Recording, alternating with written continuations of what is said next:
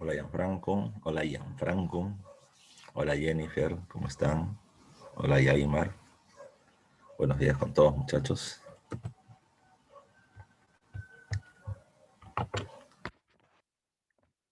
No. Bueno muchachos, ¿cómo están? Les saludo el profesor Francisco Mendoza. Hoy vamos a tener otra clase más del ciclo de repaso virtual. Ya estamos en la quinta práctica dirigida, así que vamos a seguir avanzando con fuerza como hasta este momento lo están haciendo. Esta clase está ligada a ver todo el proceso del primer militarismo y tomen en cuenta que este periodo va a terminar teniendo un lapso de desarrollo entre 1827 y 1872. Precisamente el llamado primer militarismo, no se olviden ustedes, va a estar dividido en dos grandes momentos. Uno termina siendo la época del caudillismo militar. ¿Ya? A ver si podemos mover esto. ¿Ya? El caudillismo militar, que va entre 1827 y 1845. ¿Ya? Y la segunda etapa, que termina siendo la época de la prosperidad falaz, que se desarrolla entre 1845 y 1872.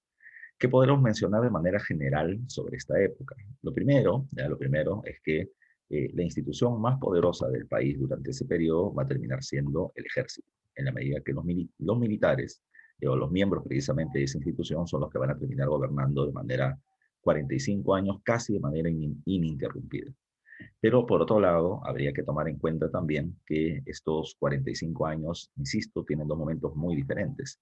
Una época inicial del caudillismo con una situación económica muy compleja y muy débil, y luego, ya, pero además de eso, con una gran inestabilidad política por los permanentes intentos de golpe de Estado que se venían produciendo. Ahora, entre 1845 y 1872 esto cambia, porque entramos a la época de prosperidad económica producto de la venta del guano. Pero eso no significa de que nuestra realidad política haya terminado variando demasiado. Así que ya iremos viendo poco a poco cada uno de los elementos que se producen durante esta etapa. A ver, eh, la primera característica, lo primero que vamos a ver ahora, son las características de la época del caudillismo militar. Y cuando hablamos de sus características, comencemos por las características geográficas que van a ser importantes. Recuerden que el Perú, tras haberse separado del dominio de la Gran Colombia o del dominio de la Federación de los Andes, va a terminar teniendo límites solamente con tres países. ¿Ya? Ese es un primer punto que hay que tomar en cuenta. En la actualidad tenemos frontera con Ecuador y Colombia al norte. Pero,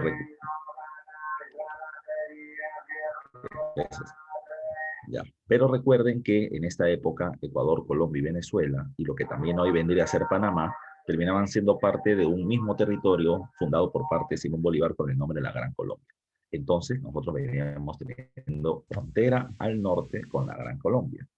Al este veníamos teniendo frontera con el Brasil, como hasta ahora lo seguimos teniendo, y en la actualidad en la zona sureste tenemos frontera con Bolivia y en la zona sur con Chile.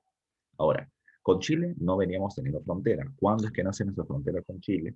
Producto de la guerra del Guanar de Salitre, cuando este invade Bolivia y posteriormente a nosotros. Entonces, frontera solamente con tres países como está en el mapa. La Gran Colombia, el Imperio de Brasil en mano de Portugal y el territorio de Bolivia. No se nos olviden de eso. Ahora, el segundo punto era cómo se establecían las fronteras entre los países. Ese era un gran problema de todos los países hispanoamericanos, ¿ya? No solamente del Perú y de los países de América del Sur. Eso iba hasta la zona del norte también. La, la independencia genera este problema, así que los países terminaron acordando terminar ciñéndose en dos sistemas para terminar delimitando sus fronteras. Uno terminó siendo el sistema del uti possidetis y el segundo, complementario, fue el sistema de la libre determinación de los pueblos. ¿Qué se estableció? El principio del uti possidetis, que fue pregunta de examen de admisión, plantea de que todo lo que fue tuyo lo seguirá siendo. Ese es el principio, ahora. ¿Qué cosa fue tuyo? ¿Ya? ¿Qué cosa fue tuyo? Es ahí donde se planteaba lo siguiente. Recuerden que en América del Sur, ya al principio había solamente un virreinato, que era el Perú. Pero luego con las reformas borbónicas aparece el virreinato de la Nueva Granada y aparece el virreinato del Río de la Plata. Además, recuerden ustedes que en toda América del Sur habían audiencias o centros judiciales. ¿Ya?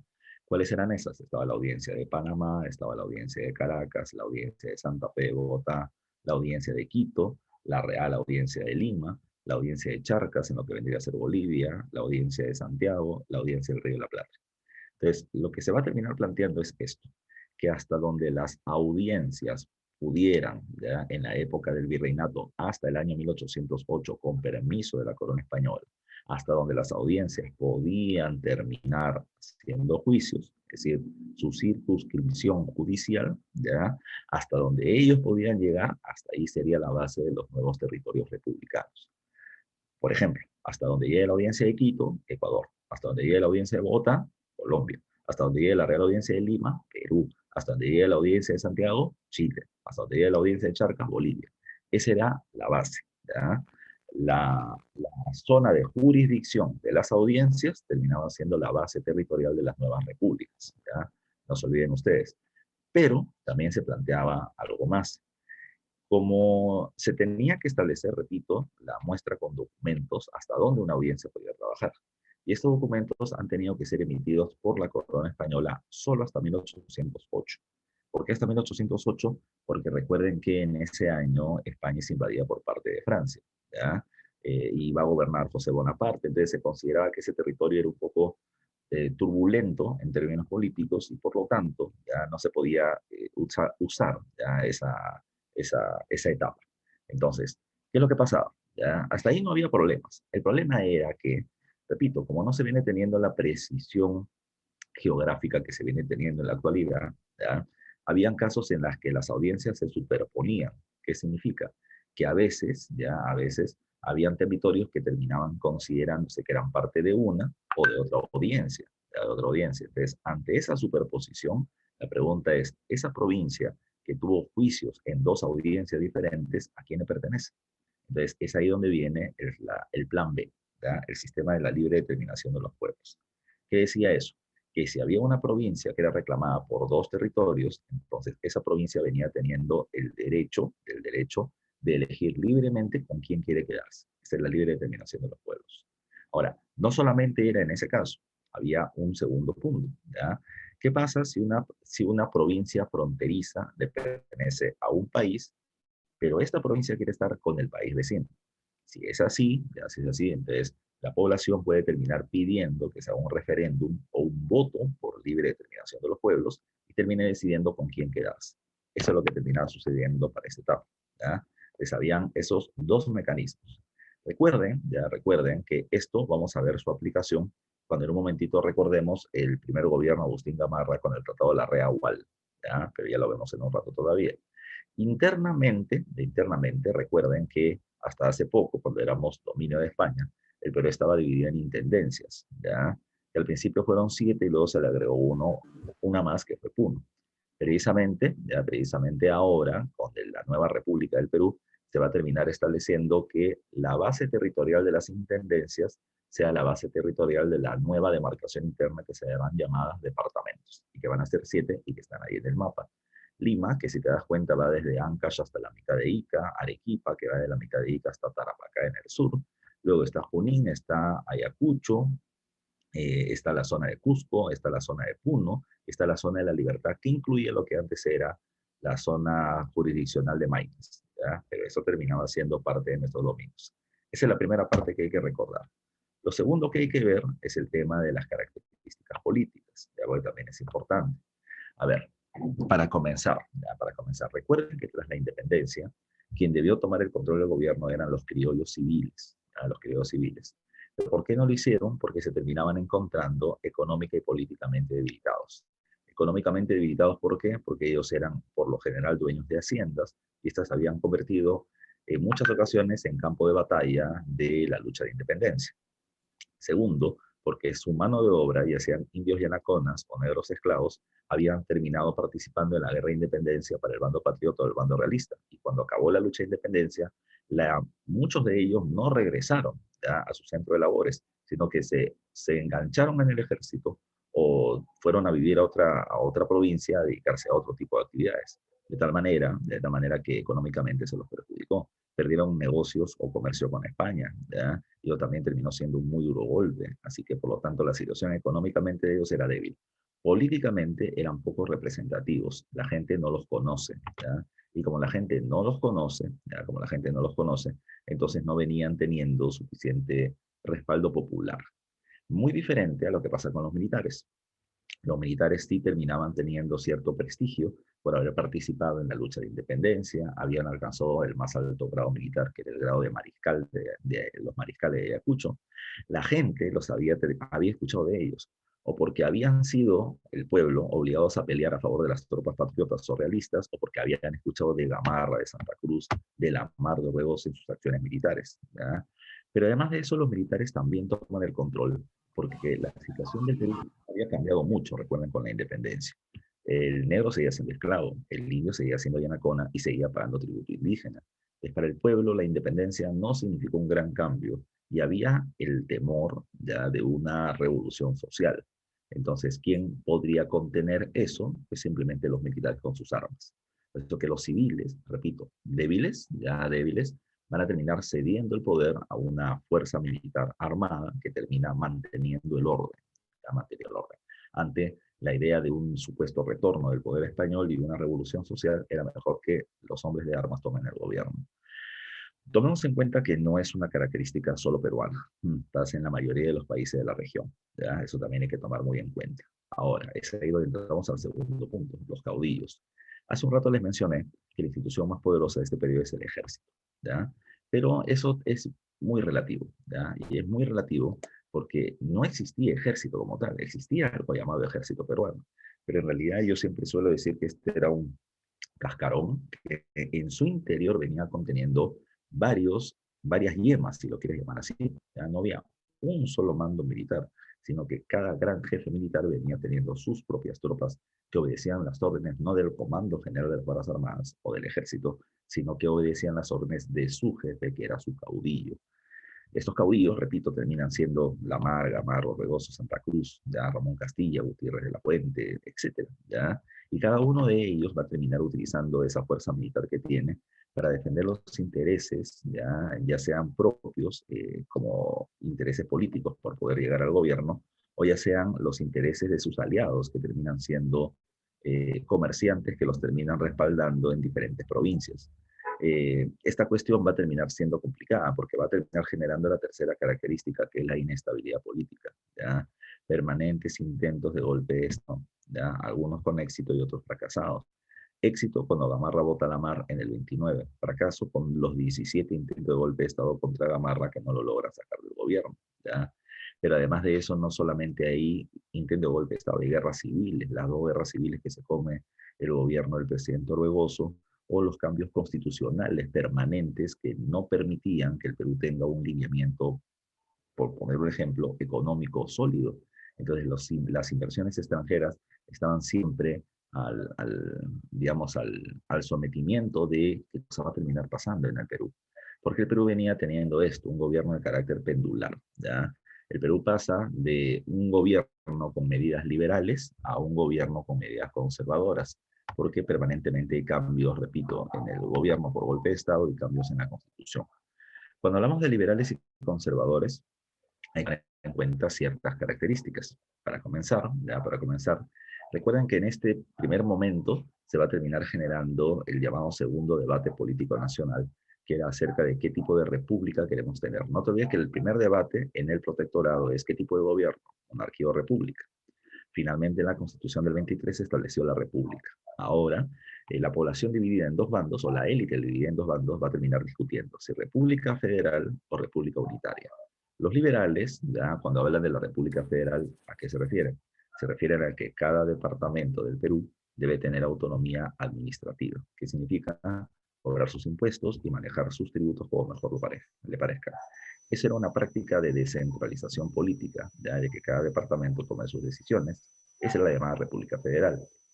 Los conservadores es el antónimo. Ellos terminaban planteando la República Unitaria, que significaba que los departamentos se someten a lo que la capital, Lima, termina decidiendo.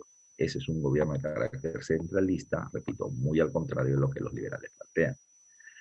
También había otro punto, ¿ya? Si bien en una república el poder judicial, legislativo y ejecutivo se terminan encontrando separados, ya recuerden que lo que va a suceder acá es diferente.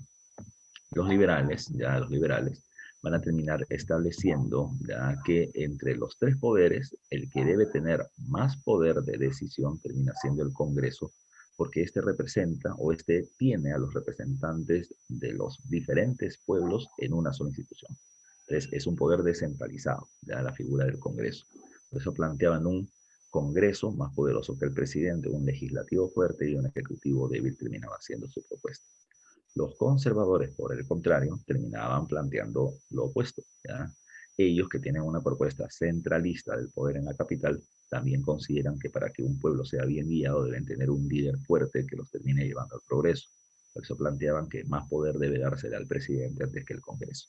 Ejecutivo fuerte, legislativo débil. Esa era su propuesta. En términos económicos, ya, y esa es la parte más compleja, estaba la diferencia entre el librecambismo y el proteccionismo. Los liberales que decían, vamos a aperturar nuestro mercado, ya, para que lleguen más productos extranjeros, por una simple lógica. Si yo al extranjero le compro, el extranjero también me tendrá que comprar a mí.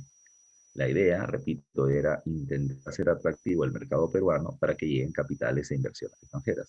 ¿A quién se buscaba? No se buscaba el comercio con Bolivia, ni se buscaba el comercio con Uruguay o Paraguay. No, no, no. Tampoco estoy diciendo que no se quiera tener comercio con ellos, sino que se buscaba el comercio de los países más poderosos. Y esos países más poderosos terminaban siendo, ¿quién? Principalmente Inglaterra, que era la mayor potencia mundial. ¿Quién promueve ya esta propuesta librecampista? Lo promueven los departamentos del sur del país. ¿Ya? Lo promueve Arequipa, que está acá de verde, que iba entre Ica y Tarapacá. Y venía teniendo, ¿qué cosa? Venía teniendo una gran producción de algodón. Cusco y Puno, zona altoandina, terminaban teniendo una gran producción de lana, de auquénidos, y lo que ellos querían era vender precisamente esas materias primas hacia una Inglaterra que estaba en pleno desarrollo de la industria textil. Por lo tanto, era un gran mercado. Su lógica era, por lo tanto, yo permito que tú vengas a vendernos productos y tú me compras mi lana y mi algodón. ¿Ya? No se olviden eso y por eso les estoy planteando que ellos son los líderes de esta propuesta. Los conservadores, por el contrario, plantean no, no hay que bajar los impuestos o los aranceles a las importaciones. Hay que subirlos, ya hay que subirlos, porque de esa manera le ponemos una barrera a la producción extranjera y de esa manera defendemos a la producción local. ¿Ya? ¿Quién planteaba esto? Lo planteaba Lima, donde había una gran cantidad de talleres de producción textil, pero de producción textil artesanal, que sabían que no podían competir contra los productos ingleses. Una chompa hecha a mano en el Perú costaba 100 soles, ya una chompa hecha a mano en Inglaterra terminaba costando 40. ¿Ya? Entonces, cuando venían a competir los productos ingleses con los peruanos, por precio y calidad, pues Inglaterra se lo terminaba llevando de encuentro. Entonces, ¿qué cosa es lo que planteaban ellos? Vamos a ponerle altos aranceles para que cuando sus productos vengan sean más caros que los nuestros. La gente prefiere comprar productos peruanos. Por otro lado, Trujillo terminaba siendo dueño de haciendas azucareras. Y ellos, aliados a Lima, querían el comercio, pero solamente el comercio internacional, regional. Es decir, competir con quien tenemos la misma fuerza. Yo quiero competir con Argentina, con Chile, con la Gran Colombia, ¿ya? Pero no con Inglaterra porque contra ellos no puedo. Ahora, ¿por qué Trujillo planteaba eso? Porque ellos terminaban teniendo todo el norte productor de azúcar y había un comercio binacional muy fuerte con Chile, y esto espero lo recuerden. Perú terminaba vendiéndole a Chile azúcar y Chile nos vendía a nosotros trigo. O sea que ese comercio ellos no lo querían romper. Así que soy proteccionista contra Inglaterra porque a Lima no le conviene, pero no soy proteccionista con Chile porque si no mi negocio se termina perjudicando. Por eso es que se termina tomando este discurso ambiguo. ¿Ya? Pero no se olviden de eso. ¿Eh? Ahora, ¿por qué les planteo todo esto? Porque recién con esto vamos a comenzar a introducirnos a la primera pregunta. Dice, establezca las medidas relacionadas al bando liberal. ¿Ya? Acabamos de hablar de la diferencia entre liberales y conservadores, que disputaba el control del gobierno peruano de inicio de la República. A ver, la primera dice, las decisiones del gobierno debían ser tomadas por el Poder Legislativo antes que por el presidente de la República. ¿Qué dicen ustedes? ¿Verdadero o falso esa primera propuesta? ¿Ya? Según los liberales, las decisiones del gobierno debían ser tomadas por el Poder Legislativo antes que por el presidente de la República. ¿Ya? Somos 36 en sala, ¿ya? ¿Cómo puede haber una respuesta nada más? Allá. Dos, a ver, quiero ver 5, 6, ¿ya? Que estén vivos acá, muchachos. A ver, la respuesta es verdadero, ¿ya? 4 personas han respondido verdadero y la respuesta es verdadero. La primera está bien, ¿ya? Poder, el legislativo fuerte, ejecutivo débil, no se olviden eso que plantean los liberales. Los departamentos debían ceñirse a la medida dictada por el gobierno central con sede en la capital. ¿Verdadero o falso? ¿Qué dices tú? Los departamentos deben ceñirse las medidas del gobierno tomadas por la capital, es decir, deben hacer lo que dice la capital. ¿Eso es lo que dicen los liberales? Y la respuesta es, ya, la respuesta es falso, ya, la respuesta es falso, ¿ya? ¿Por qué? Porque ellos plantean que cada departamento debe tomar sus propias decisiones. Esa es la idea del descentralismo republicano liberal.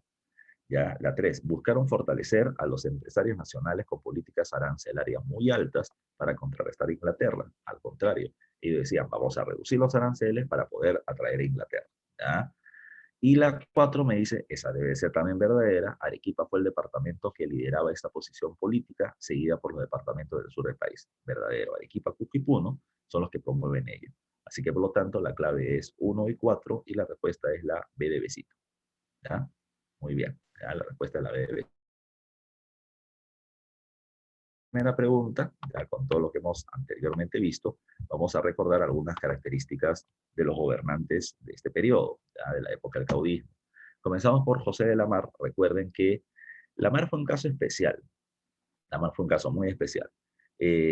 Cuando se produce ya, la separación peruana de la Federación de los Andes, ya, de la Federación de los Andes, recuerden ustedes que el Congreso se reapertura, ¿ya? Encabezado por Luna Pizarro, ¿ya? Líder de los liberales, y tiene que escoger un presidente del país. Hay 4 caudillos conservadores que quieren tomar el control del gobierno: Gutiérrez de la Fuente, Gamarra, Santa Cruz y Lamar. Y el Congreso, entre estos 4 conservadores, el Congreso liberal, entre estos 4 conservadores, escogió a Lamar porque era con el que más se podía conversar, ¿ya? Con el que más se podía negociar. No era tan conservador ni tan rígido como los otros, ¿ya? Así que se llegó a un acuerdo con él. El acuerdo es, tú diriges la vida económica, y por eso se habla de que se establecen medidas proteccionistas, ¿ya? Altos aranceles, pero nosotros dirigimos la vida política. Y los liberales van a terminar estableciendo la Constitución de 1828 bajo una tendencia liberal, ¿ya? Descentralista, ¿ya? Federalista, que es lo que se va a terminar haciendo tomando en cuenta la Constitución de los Estados Unidos. Segundo punto importante, se produce la rebelión de los iquichanos. No está acá, te la recuerdo. En el pueblo de Iquiche, en Ayacucho, que era una tierra del rey durante la época del virreinato, no se había pagado tributo indígena nunca. Pero ahora, ya ahora con la independencia, ellos terminaban pagando tributo. Para ellos, un gobierno independiente republicano era negativo, porque tenían que pagar algo que antes no pagaban. Y por eso los iquichanos se rebelan, pero el gobierno rápidamente los somete. Eso es para recordar de que no todos estuvieron muy de acuerdo con la independencia, porque habían intereses particulares que se perjudicaban. Otro dato más, Bolivia en el sur y la Gran Colombia en el norte nos presionan para que regresemos a la Federación de los Andes, porque sin Perú la Federación de los Andes no existe. Perú es el puente entre estas 2 regiones. La presión es política, diplomática, comercial, hasta que el Perú se aburre. No hay un ataque del Perú, hay un ataque de un caudillo, Agustín Gamarra, que mueve sus tropas hacia la zona de Bolivia, enfrente derrota al presidente Sucre, lo expulsa a él y a los gran colombinos del territorio de Bolivia, y Gamarra pone como presidente a su amigo Andrés Santa Cruz, de madre Aymara, y lo termina poniendo como presidente. Gamarra no lo hace por las puras, Gamarra quiere a futuro llegar a ser presidente del Perú y establecer la Confederación Peruano-Boliviana bajo su mando, y que Santa Cruz le devuelva el favor de terminar uniendo esos 2 territorios. Como le hicimos la guerra a Bolivia, la Gran Colombia evidentemente protesta, y también hicimos la guerra a la Gran Colombia. Por mar los invadimos en el Golfo de Guayaquil, por tierra invadimos lo que hoy vendría a ser la zona de Ecuador, y cuando ya habíamos avanzado lo suficiente, la Gran Colombia sale al frente y nos ataca. Hay enfrentamientos, y el enfrentamiento más destacado es la batalla de Tarqui. En la batalla de Tarqui nosotros no perdemos, ganamos la batalla, pero nuestras tropas ya se habían reducido suficiente como para no poder seguir peleando. Por eso es que la Mar va a terminar firmando el Convenio de Girón, en donde se establece que Perú se retiraría de la Gran Colombia y acepta sentarse a conversar por el tema de límites con la Gran Colombia. Gamarra, aprovechando el caso, ya va a terminar diciendo que la Mar ha cedido territorios y que ha perdido porque él no es peruano, porque él es de lo que hoy vendría a ser Cuenca, Ecuador, en la Gran Colombia, y por eso es que no ha terminado defendiendo el país.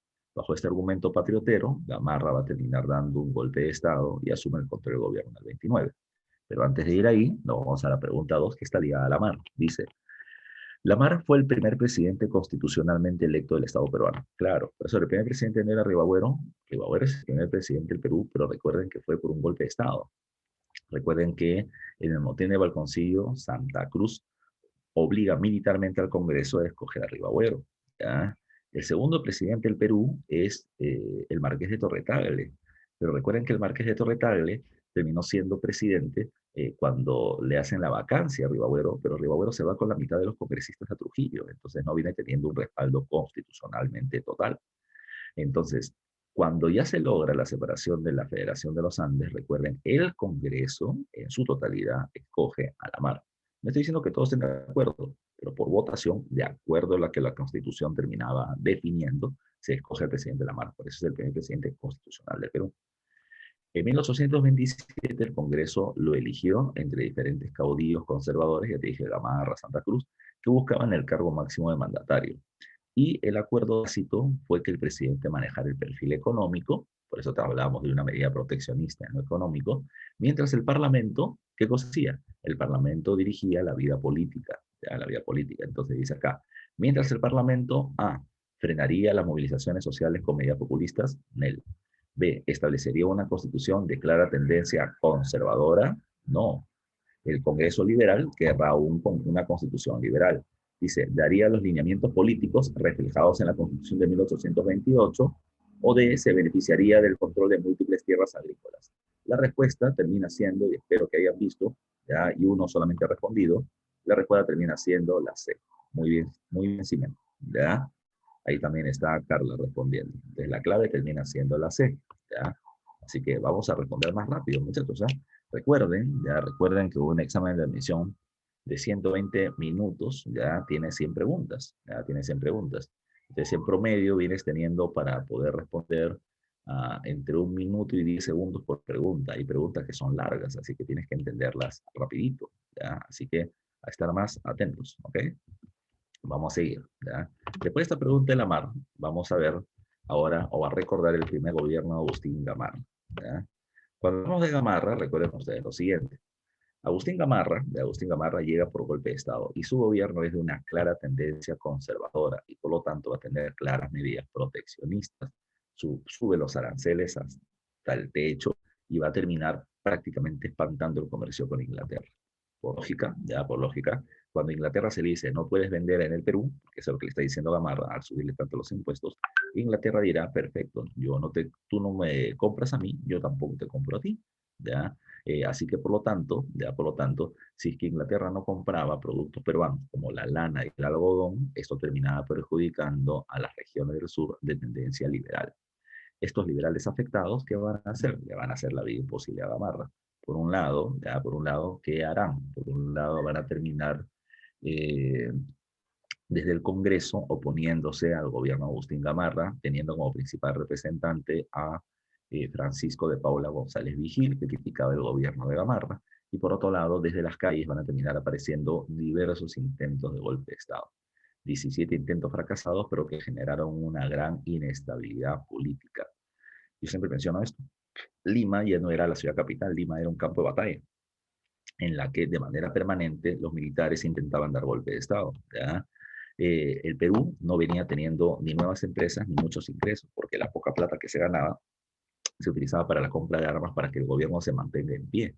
Entonces, si bien los liberales no pudieron sacar ya en un golpe de Estado a Gamarra, lo terminaron debilitando tanto que la imagen pública de los conservadores terminaba siendo negativa. La gente no quiere saber nada más con conservadores a futuro y por eso escogerán a un liberal que es orgulloso, ¿ya? Por otro lado, en el tema limítrofe se van a terminar firmando dos acuerdos. El primero es el Tratado de la Rea-Wal, ¿ya? La Rea-Wal. Como ya te dije hace un rato, se había firmado el convenio de Girón y el Estado peruano, no solamente el presidente Lamar, el Estado peruano se comprometía a tener negociaciones de límites con la Gran Colombia, ¿ya? Entonces, ¿qué cosa fue lo que sucedió?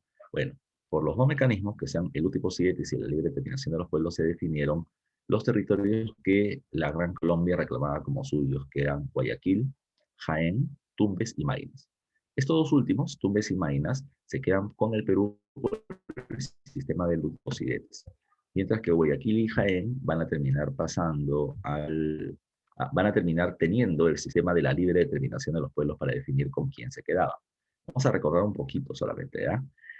1822, San Martín, ¿ya? Conferencia de Guayaquil con Bolívar, ¿ya? Le cede Guayaquil a la Gran Colombia. Ahí estaba el punto. Recuerden que, de acuerdo a lo que les comenté al principio, se establecía que todos los territorios que le pertenecían a las audiencias del virreinato hasta 1808 serían la base de las nuevas repúblicas. Guayaquil era del Perú, ya era del Perú para esa época. Pero, recuerden que ahora Guayaquil quiere quedarse con la Gran Colombia y por libre determinación de los pueblos decide irse con ellos. Bacán, que se vaya, ¿ya? El otro caso termina siendo el territorio de Jaén. Jaén, por el contrario, le había pertenecido al Perú, luego pasó a la audiencia de Quito, y ahora ellos terminaron pidiendo regresar al territorio peruano. Así que por libre determinación de los pueblos, Guayaquil pasa a la Gran Colombia y Jaén pasa al territorio del Perú, no se olviden ese dato. Ahora, 1830, a 1830, se disuelve la Gran Colombia por problemas políticos internos. Y cuando se disuelve, ¿qué pasó? ¿Qué pasó? Bueno, lo que terminó sucediendo es que nacen tres Colombia, Ecuador y Venezuela, ¿ya? Que tienen mapas o que tienen banderas semejantes porque terminó siendo la bandera básica de la Gran Colombia. Ahora, el problema es que nosotros le habíamos cedido Guayaquil a la Gran Colombia, pero esta ya no estaba. Esto estaba ahora dentro de los territorios que le pertenecerían al naciente estado de Ecuador. Así que con Ecuador se firma un tratado llamado el Pando Novoa, con el cual se le cede ya el territorio de Guayaquil a Ecuador. ¿Ya? Otro punto de la época de Gamarra.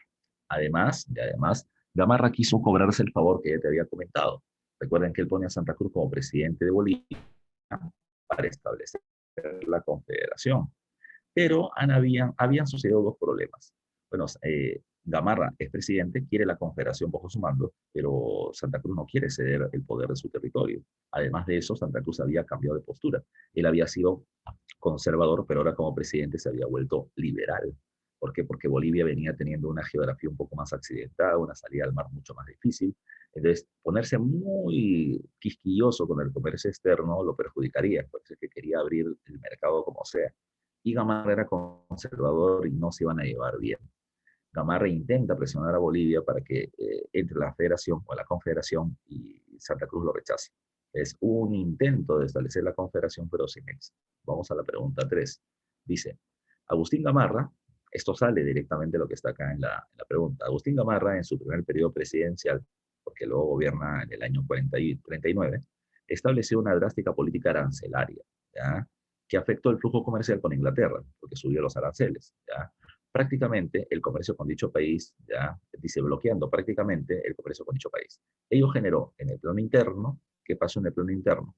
Como perjudica tanto el comercio con Inglaterra, ya recuerden, los liberales van a terminar perjudicándose su comercio con los ingleses y por ello van a terminar oponiéndose al gobierno.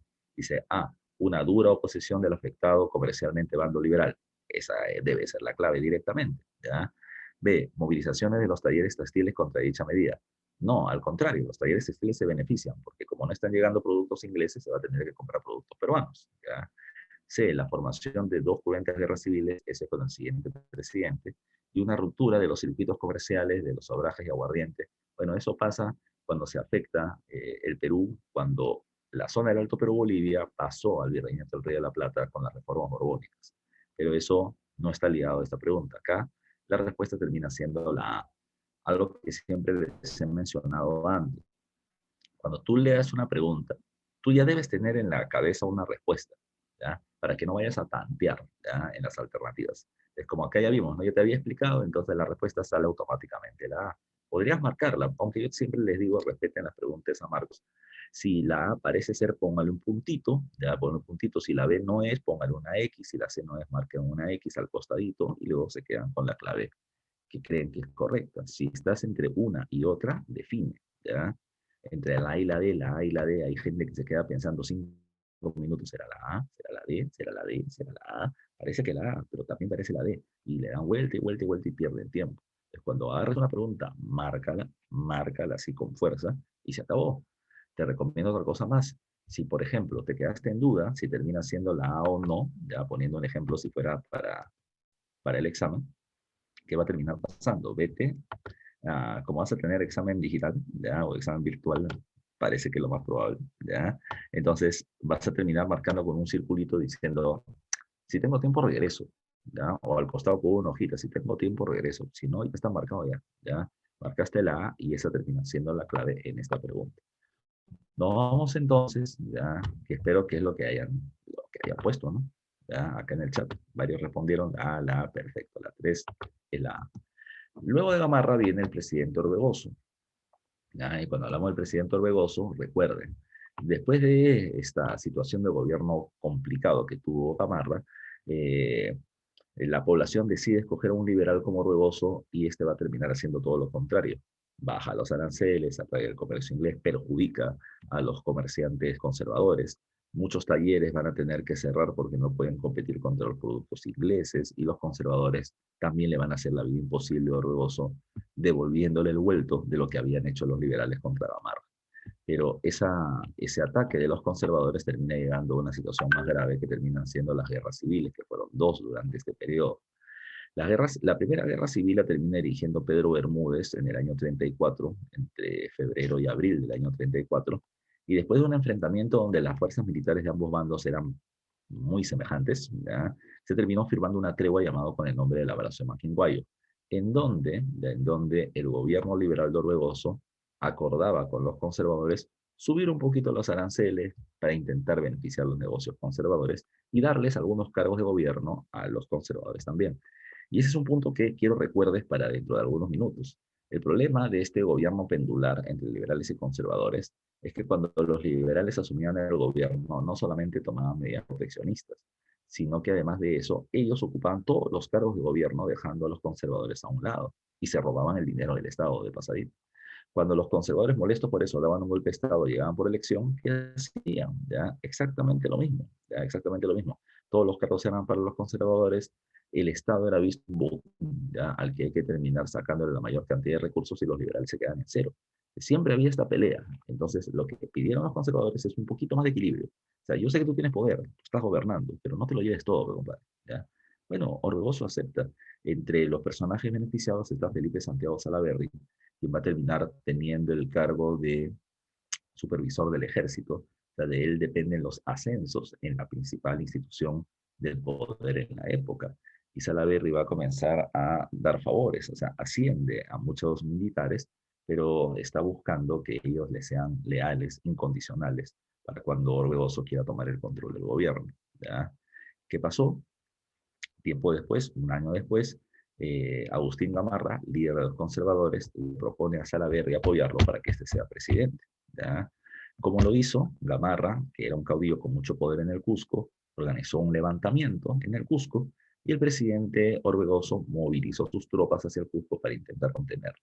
Cuando estuvo en Arequipa, se dio cuenta que no había ningún levantamiento, que solo lo habían sacado de la capital para que Salaverry desde el Callao dé un golpe de Estado.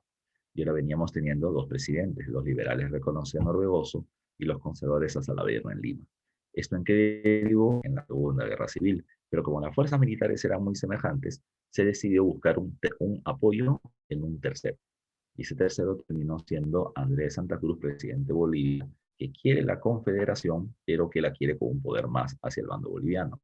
Gamarra le propone una confederación cogobernada entre Gamarra y Santa Cruz, cosa que Santa Cruz no quiere porque sabe que Gamarra es conservador y no se van a llevar bien. Y por otro lado, Orbegoso le propone una confederación con un mando en manos de Santa Cruz y Santa Cruz acepta inmediatamente. Con la presidencia de Santa Cruz, batalla de Yanacocha, es derrotado Agustín Gamarra, quien se va a retirar del país con otros conservadores como Ramón Castilla y Gutiérrez de la Fuente hacia Chile. Y por otro lado, en la batalla de Socabaya termina siendo derrotado y posteriormente fusilado Salaverry. ¿Ya? Así que con esto se pone fin a esta guerra civil y se da paso a lo que luego sería la Confederación Peruana Boliviana. Nueva pregunta, pregunta 4. La guerra civil encabezada por Pedro Bermúdez contra el presidente Orbegoso llegó a su fin con el simbólico acto del abrazo de Maquinguayo. ¿Ya? Y entre los acuerdos establecidos encontramos. 1. La renuncia del presidente Orbegoso, no, en la primera guerra civil no renunció Orbegoso. ¿Ya? Entonces la 1 es falsa. ¿Ya? La 1 es falsa. Dice, la 2, entrega de algunos cargos de gobierno al bando conservador. Eso sí es verdadero, ¿ya? Para que se calme.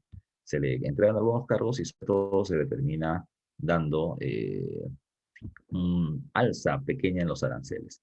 Alza parcial de los aranceles, verdadero también. Retiro de las inversiones inglesas en el Perú, ese es falso. No se retiran, van a pagar un poquito más de aranceles, pero también se negoció con ellos. ¿Eh? El gobierno negoció con los comerciantes ingleses. Mira, tu negocio no se puede mover bien porque siempre hay enfrentamientos. Si hubiera calma, puedes tener más negocios. Ahora, ¿cómo podemos tener la calma con los conservadores? Vamos a subir un poquito los aranceles, un poquito más de impuestos, pero todos nos beneficiamos. Los ingleses dijeron, all right, ya no hay problema. ¿Ya? Así que, por lo tanto, ¿cuál sería la clave? La 2 y la 3 terminan siendo las verdaderas y es la clave B, por lo tanto, que es lo que yo supongo que han estado marcando. ¿Ya? Muy bien, Ximena decía 2 y 3. Ya los demás decían directamente las claves. Así que la clave termina siendo la B de besito. De besito.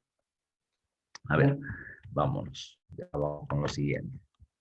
Pregunta 7. Ya, o sea, ya me estoy adelantando. ¿Por qué no la 5? Lo que pasa es que esta pregunta tiene varios elementos para mezclar. Se ha desconfigurado un poquito la pregunta nada más, pero dice acá.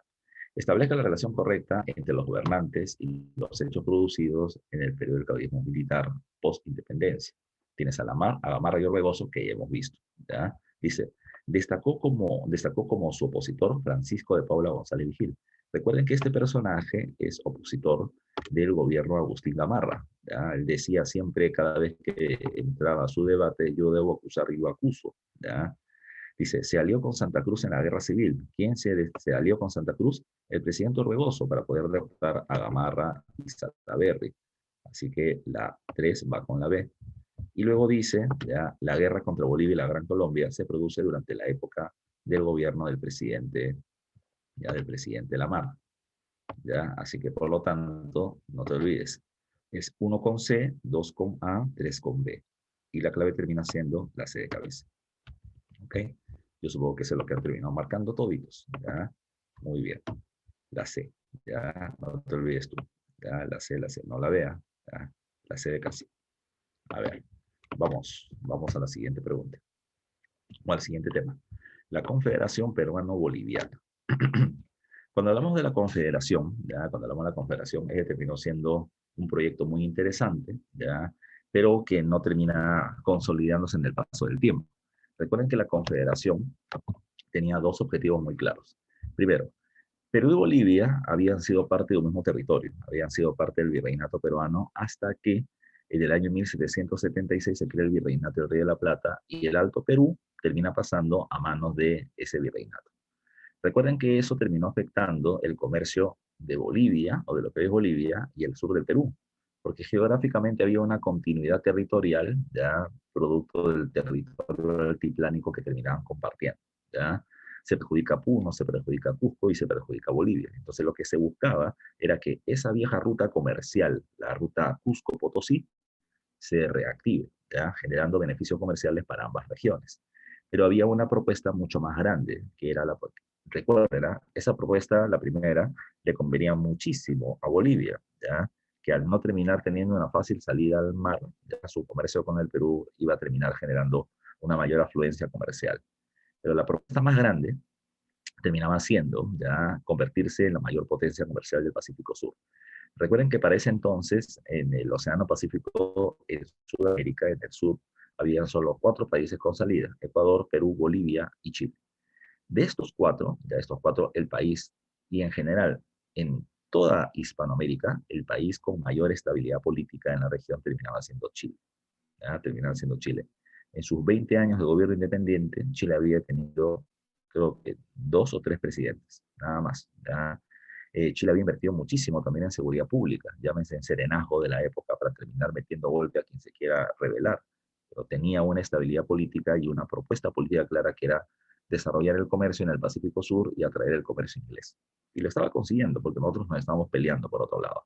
Ahora, la propuesta era unir Perú y Bolivia y ser la mayor potencia del Pacífico Sur, lo que implicaría enfrentamientos con Chile, por lo tanto. Entonces, ¿qué pasó? Bueno, la Confederación tenía una ventaja, era el tremendo espacio geográfico que terminaba controlando. Ya recuerden que con eso terminaba teniendo una inmensa cantidad de población, tierras muy fértiles en el norte del Perú, una zona muy buena para la ganadería en la zona altiplánica entre Perú y Bolivia, una inmensa cantidad de minas entre la sierra peruana y el territorio boliviano, una gran cantidad de población y un mercado muy grande. Entonces, el Perú se hacía, o la Confederación se hacía muy atractiva, económicamente hablando, comercialmente hablando con la Confederación. Ahora, ¿ya? No hay que olvidar, ya no hay que olvidar que la Confederación ya estaba definida que se iba a hacer en el momento en que Santa Cruz apoyó a Orbegoso, ya se le había dicho que él iba a tener el poder. El único problema que venía teniendo Santa Cruz es que el Perú ya terminaba teniendo el doble territorio y el doble población que la Confederación. Por lo tanto, iba a tener, que Bolivia, disculpa. Por lo tanto, iba a tener el doble de electores y el doble de cargos en el gobierno. Así que Perú iba a terminar mandando sobre Bolivia. ¿Qué hizo Santa Cruz? Sabiendo que el Perú estaba dividido entre el norte conservador y el sur liberal, le ofrece a los liberales del sur tener un estado propio, el estado sur peruano, siempre y cuando apoyen a Santa Cruz en sus decisiones, lo cual no sería muy difícil porque Bolivia también era liberal. Entonces, dos liberales contra uno conservador del estado norperuano, eso le da ventaja a Santa Cruz. No se olviden, pregunta de examen de admisión del año 1999, ya bastante antigua la pregunta y muy básica, pero hay que recordarla. Recuerden que la Confederación estuvo dividido en tres estados: estado norperuano, surperuano y Bolivia. Otro dato más. La Confederación se iba a hacer sí o sí, pero para que no sea visto como una imposición, se terminó estableciendo que cada estado de la Confederación tenía que decidir internamente si querían participar o no. Entonces hubo congresos: el Congreso de Huaura del estado norperuano, en el norte de Lima, el Congreso de Sicuani en el Cusco del estado surperuano y el Congreso de Tapacarí en Bolivia. ¿Ya? Cada uno de ellos decidieron en la interna participar en la Confederación y eran representantes a un Congreso General, que es el Congreso de Tacna, en donde en 1836 le dan inicio legal a la Confederación Peruano-Boliviana, que repito, ya se había definido un año antes. ¿Ya? Otro dato más.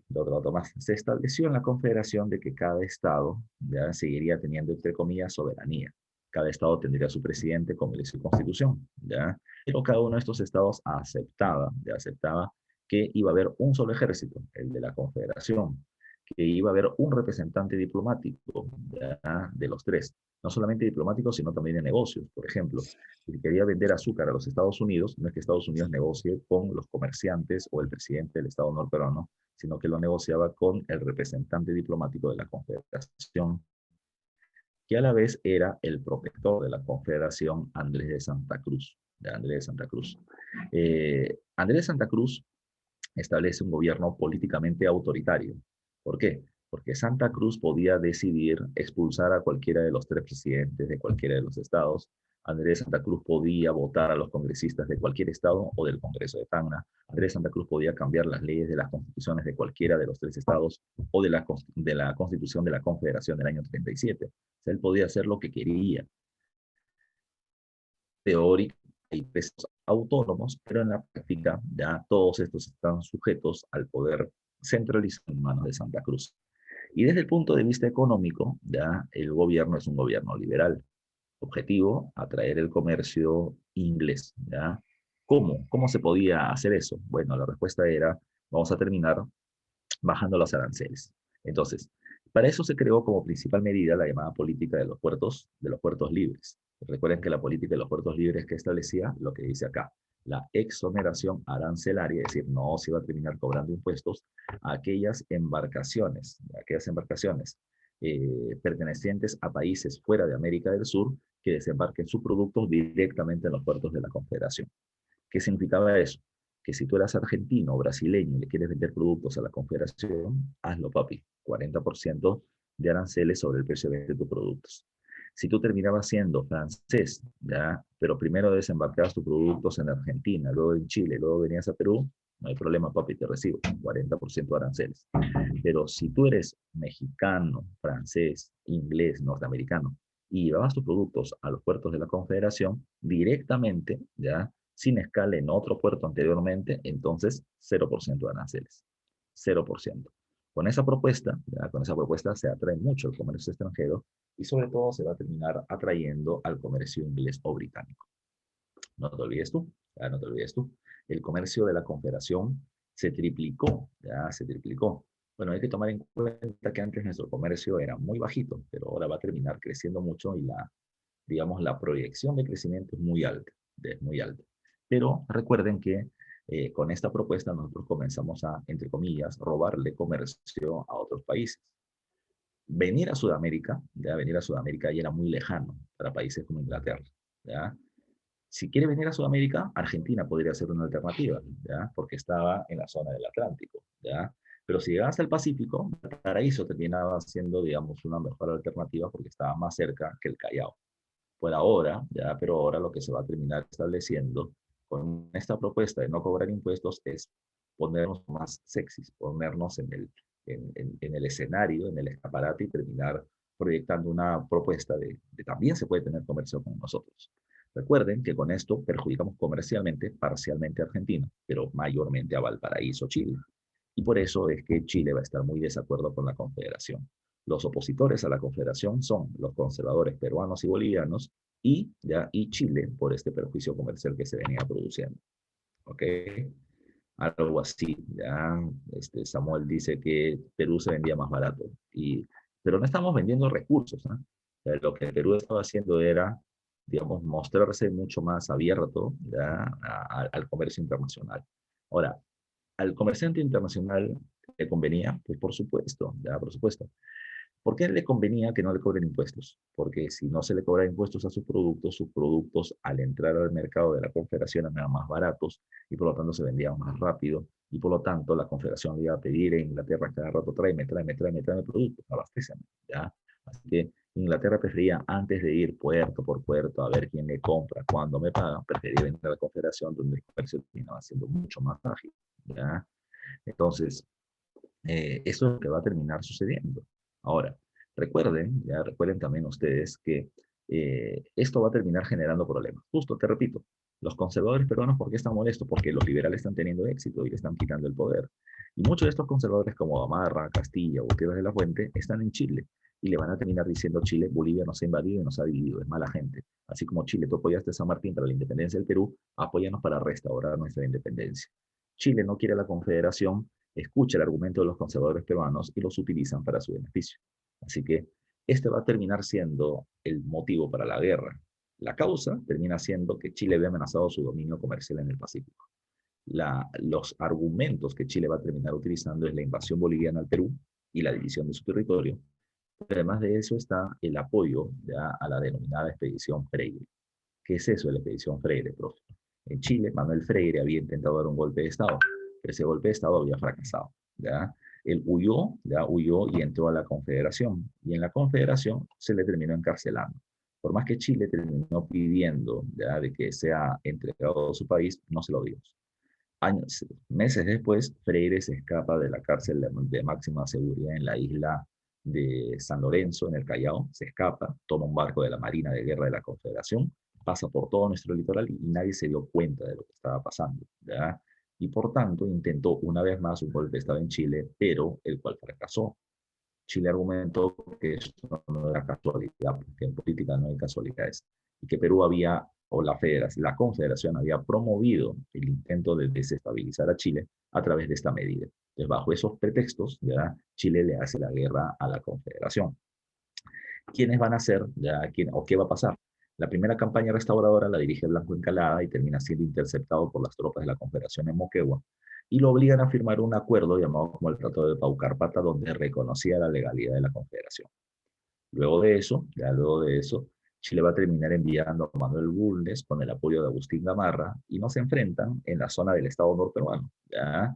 En donde la Confederación no venía teniendo gran respaldo. Y en la zona de Ancash, en Yungay, se va a terminar produciendo la batalla que define la guerra o la derrota de la Confederación. Esto le va a terminar dando paso al segundo gobierno de Gamarra, pero antes de ver eso tenemos que ver algunas preguntas. ¿Ya? Dice acá, a ver, pregunta 5. Sobre los siguientes enunciados ligados a los hechos suscitados durante la Confederación, señale verdadero o falso según corresponde. ¿Ya? 1. A ver, tú dime verdadero o falso. Entre los objetivos de la Confederación se encontraba restablecer el comercio entre el sur del Perú y Bolivia. Ahí te quiero leer, verdadero o falso. Ya, verdadero o falso, ¿qué dices tú? Hay 3 respuestas nada más. Somos 43 en sala, muchachos. ¿Por qué van a haber 3 respuestas? ¿Dónde están los otros 40? Recuerden, el examen no lo voy a dar yo, lo vas a dar tú. Y la respuesta es Verdadero. ¿Ah? Por ahí vi un falso y es verdadero. ¿Ah? ¿Ah? La respuesta es verdadero. La idea era, y aquí está, la diapositiva anterior, la idea era integrar política y económicamente a Bolivia y el sur andino. ¿Ah? La idea era volver a recuperar el comercio en la región. La primera es verdadera, ya la verdadera. ¿Qué dices con la segunda? A ver, respóndeme, la segunda. El Estado norperuano recibió su autonomía política administrativa al comulgar con los ideales de Santa Cruz. ¿Qué dices tú? ¿Verdadero o falso? Verdadero me dice Kevin, Torres me dice falso, Gary me dice falso, Ximena me dice verdadero, Cuyubamba me dice falso, Ángelo me dice falso, y la respuesta es que es falso, ¿ya? Y la respuesta es que es falso. Profe, pero si tú dijiste hace un rato, no, hace un rato dije que los liberales del sur van a terminar teniendo su propio estado porque eran o porque van a ser aliados de Santa Cruz. Los liberales del sur, no el Estado no peruano, ¿ya? No se olviden. El Estado sur peruano sería, por el contrario, hay que leer bien, no hay que acelerar en el momento que respondas. Chile vio duramente afectados sus intereses comerciales y por ello ve a la Confederación como un enemigo, verdadero o falso. ¿Qué dices tú? ¿Ya? Verdadero, recontra verdadero. ¿Ya? Y la 4 me dice, la fuerza militar chilena fue tan superior en comparación a la Confederación que no requirió apoyo ni político ni militar. ¿Ya? ¿Qué dices tú? ¿Eso es verdadero o falso? Ese es falso, ¿ya? Ese es falso. Porque recuerden, le dije hace un rato, ¿quién dirige a la Confederación en la segunda campaña de puertos intermedios? Lo termina dirigiendo el chileno Bulnes, pero tiene el apoyo de Agustín Gamarra. Si me hubiese dicho no requiere apoyo militar, podría ser, pero que dice ni político ni militar. Gamarra, expresidente del Perú conservador, va a terminar hablando en contra de la Confederación cuando llega a la misma, cuando llega el Estado norperuano, jalando mucha gente a su favor. Así que la respuesta debe ser BFBF y la respuesta está en la clave C de casa. Vamos a la otra pregunta, pregunta 6, ya que estoy cubriendo acá con mi hermoso rostro. Dice, tras ponerle fin a la Confederación, el gobierno reunificado del Perú quedó en manos de quién. ¿Ya? Quedó en manos de quién. Bueno, el gobierno quedó en manos, ya el gobierno terminó quedando en manos de Agustín Gamarra. De Agustín Gamarra.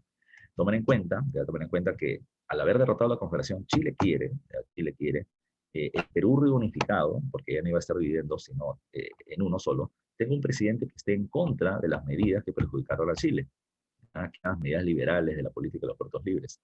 ¿Y quién podría ser mejor que esto que Gamarra? Gamarra peruano, estuvo en Chile, apoyó a Chile para ponerle fin a la Confederación, es el líder de los conservadores, así que Agustín Gamarra, ¿qué hizo en el gobierno? Agustín Gamarra establece la Constitución de Huancayo de tendencia conservadora y le pone fin a la política de los puertos libres. Además, Gamarra va a hacer una fuerte persecución a quienes estuvieron a favor de la Confederación. Además, ya con eso podemos responder la pregunta. Gamarra tiene una clara tendencia conservadora, ya conservadora, aquí está Gamarra y conservador, y fue respaldado por el gobierno chileno porque terminaba siendo su mejor carta para terminar eliminando a la Confederación y las medidas que a Chile lo perjudicaban. ¿Ya? A ver, me ponen por acá, me dice, profe, y Gamarra, ¿qué tipo de apoyo tenía si estaba en Chile y no en el Perú? Es como que yo te diga, por ejemplo, mira tú, eh, ustedes todavía no nacían, pero algunos de ustedes deben haber escuchado el caso. Fujimori fue presidente del Perú durante 10 años, ¿ya? Y a pesar de los evidentes actos de corrupción en el gobierno que tuvo, recuerden que Fujimori tuvo, a pesar de eso, un gran respaldo. Fujimori estuvo en el Japón, intentó ser congresista, luego vino a Chile. Mientras él se acercó a Chile, para muchos fujimoristas ese era como que estaba regresando Fujimori, vamos a poder regresar no solamente mi líder al gobierno, sino que muchas personas que con Fujimori estuvieron en el gobierno, sabían que si él regresaba y llegaba a un cargo importante, podía jalar a mucha de su gente a puestos de poder. Entonces, un líder lo que hace es eso, ¿no? Él entra y abre la puerta para que gente que esté con él también pueda llegar al poder. Entonces, ante la pregunta que me está haciendo por interno Samuel, ya dice, ¿y qué tipo de apoyo podía tener Gamarra si estaba en Chile, no en el Perú? Bueno, es que todos están esperando que Gamarra entre para terminar respaldándolo, porque si Gamarra llega al poder, yo también me veré beneficiado. Cuando Gamarra estuvo en su gobierno de 2 años, recuerden, se va a firmar el contrato Quirós que establecía el arrendamiento de islas, de las islas Chincha, para la extracción de guano y venderlo al exterior. Bueno, el contrato era bien simple. Este comerciante, Francisco Quirós, terminaba pagando 100.000 libras esterlinas por el alquiler de un año de las islas guaneras. ¿Ya? Él extrajo el guano, lo vendió al exterior y tuvo una ganancia de 1.000.000 de libras esterlinas, ¿ya? 1000% de ganancias. El gobierno quiso romper el contrato, ¿ya? Pero no pudo hacerlo, ¿ya? Así Quirós se llenó de plata y comienza la época. El segundo punto importante del gobierno de Gamarra también, no hay que olvidar, terminó siendo cuál, que ya se produjo el intento de restaurar la Confederación Peruano-Boliviana, pero bajo el mando de Gamarra y bajo una posición conservadora. Ya recuerden que ya se establece la invasión sobre Bolivia, pero para mala suerte de Gamarra, este termina siendo no solamente derrotado, sino asesinado en la batalla de Ingavi. La muerte de Gamarra en la batalla de Ingavi terminó generando un inconveniente. ¿Cuál fue? El vacío en el poder. Quien debe asumir el control del gobierno a la muerte de Gamarra es el vicepresidente Gutiérrez de la Fuente, ¿ya? Pero, pero Gutiérrez de la Fuente, pero Gutiérrez de la Fuente va a terminar quedándose en la dirección de la fuerza militar. ¿A qué me refiero? Cuando Bolivia derrota a Santa Cruz, cuando Bolivia derrota a Santa Cruz en Ingavi, Bolivia invade Puno, aprovechando la desestabilización militar de Perú. Así que Gutiérrez de la Fuente va al frente, sin asumir la presidencia de la República, va al frente de la fuerza militar, intentando contener el avance boliviano en Puno, y lo que va a terminar sucediendo a continuación es que quedó un vacío, un hueco en el gobierno. Esto lo intentaron llenar varios caudillos militares y se va a terminar viviendo este periodo llamado como el periodo de la anarquía militar entre el 41 y el 45. 4 años, 6 presidentes, 40 intentos de golpe de Estado. El momento más estable fue entre 1843 y 44, en donde se produce el llamado gobierno del directorio. Pero, este gobierno conservador de Vivanco no duró mucho tiempo, que ya termina sacando por golpe de Estado. ¿Ok? Entonces, con esto va a comenzar una siguiente etapa llamada con el nombre de la prosperidad falaz o la época del guano. Entonces ya pasamos a la segunda parte del tema que teníamos que ver el día de hoy. ¿Ya? Así que vamos a seguir trabajando. Ya vamos a seguir trabajando. Vamos, ¿cuántas preguntas? 7 preguntas respondidas. Ya casi vamos a la mitad. Espéreme 20 segundos, ¿ya? Un vasito con agua que me muere un ratito.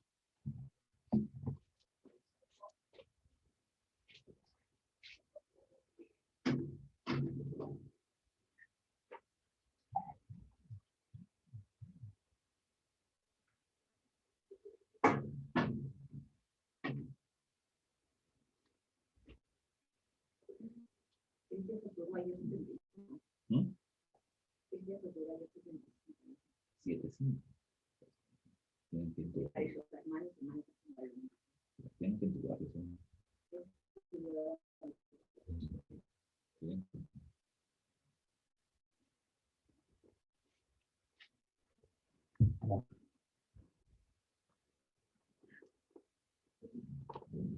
Ya. A ver, continuemos muchachos y muchachas. Prosperidad falaz, ya prosperidad falaz. Ya muchos de ustedes conocen ese tema, ya. La prosperidad se referencia al crecimiento económico producto de la venta del guano, que va a ser nuestra principal fuente de ingresos económicas para el país en la segunda mitad del siglo XIX, ¿ya? Pero recuerden que esta prosperidad o crecimiento económico es falso o falaz bajo 3 conceptos, ¿ya? La primera es que el Perú tuvo un fuerte crecimiento económico, pero eso estuvo ligado al alto precio del guano. Cuando bajó el precio del guano, nos fuimos al guano, ¿ya? Segundo, tomen en consideración que la prosperidad económica terminó generando grandes brechas socioeconómicas. Los ricos se hicieron más ricos y los pobres se hicieron más pobres, ¿ya? ¿Por qué? Aquellos que tuvieron negocios ligados directa o indirectamente al guano se vieron muy beneficiados. ¿Quiénes? Los comerciantes guaneros, ya sean extranjeros o peruanos. Pero también están los comerciantes chineros, quienes traían chinos hacia el territorio peruano, o los que terminaron comprando terrenos, ya sean agrícolas en la costa norte o en zonas urbanas, etcétera, etcétera. El pobre, ¿por qué se hace más pobre? Porque cuando se vende guano, nos pagan con divisa extranjera y la moneda nacional se devalúa, pero los salarios no suben. Así que la gente puede comprar menos cosas con el salario que terminaban teniendo. Las brechas socioeconómicas se hacen muy graves. Profe, una preguntita. La gente rica, ¿qué es lo que hacía con su plata? Bueno, terminaba poniéndose lujosas casas, por ejemplo, en Chorrillos y Barranco, que era la zona pituca de Lima, ¿ya? La gente con plata, por lo general, va haciendo sus casas cada vez más al sur, ¿ya? De la ciudad, ¿ya? Por ejemplo, tú tienes plata ahora y te terminas comprando una casa en Asia, ¿ya? No en el cerro, una casa en Asia, ¿ya? Ahora, ese es otro cantar que ahorita vamos a ver, Ximena. Pero en esa época, pues ella era demasiado lejos y tampoco hay automóviles con tanta facilidad para poder llegar hasta allá. Entonces, las casas pitucas eran Barranco Chorrillos, ya Barranco Chorrillos. La playa más pituca de Lima era Agua Dulce, pero la gente ni se bañaba en la playa. ¿Ya? Meterse al mar era algo que la gente no concebía como normal. ¿Ya? Como normal. Pero rico en el verano, pues, puedo terminar metiendo a la playita, sí, pero no es lo mismo que se concibe ahora, ¿no? Antes tú pasabas por encima del mar, pero que aguanta, que cómo, ya, cómo flotabas, qué cosa. No, tú tenías tus indígenas que te paraban ya como en un anda y tú pasabas por encima del mar. Lo más que podías hacer es pasar tu pececito por el agua, pero meterse a bañar no era algo digno. Ya, no era algo, y ahora como todo. Es que eso estuvo muy ligado a otro tema, ya que es el tema de los viajeros, ya. Y eran los viajeros, bueno, desde mucho tiempo hay viajeros que hacen apuntes sobre diferentes países, pero estos eran un tipo de viajeros diferentes, eran turistas. Turistas que comenzaron desde otras partes del mundo a venir a ir a otros países y visitarlos. Y cuando los turistas europeos que se quedaban en casa de gente pituca terminaban yendo precisamente o venían hacia Lima, se iban a la playa y se metían a bañar. Entonces la gente decía, wow, o sea, si los europeos lo hacen, siendo europeos, entonces, bueno, nosotros también hay que hacerlo, ¿no? Porque es chic, ¿ya? Está la moda, es cool, ¿ya? Meterse al mar. Y una moda, ¿ya? Regresando al caso, a donde iba con lo siguiente era esto. Tú tenías tu gran casona y a la casona le tienes que terminar poniendo adornos, ¿no? ¿Ya? Muebles, ya, no sé, escaparates, ya, y demás.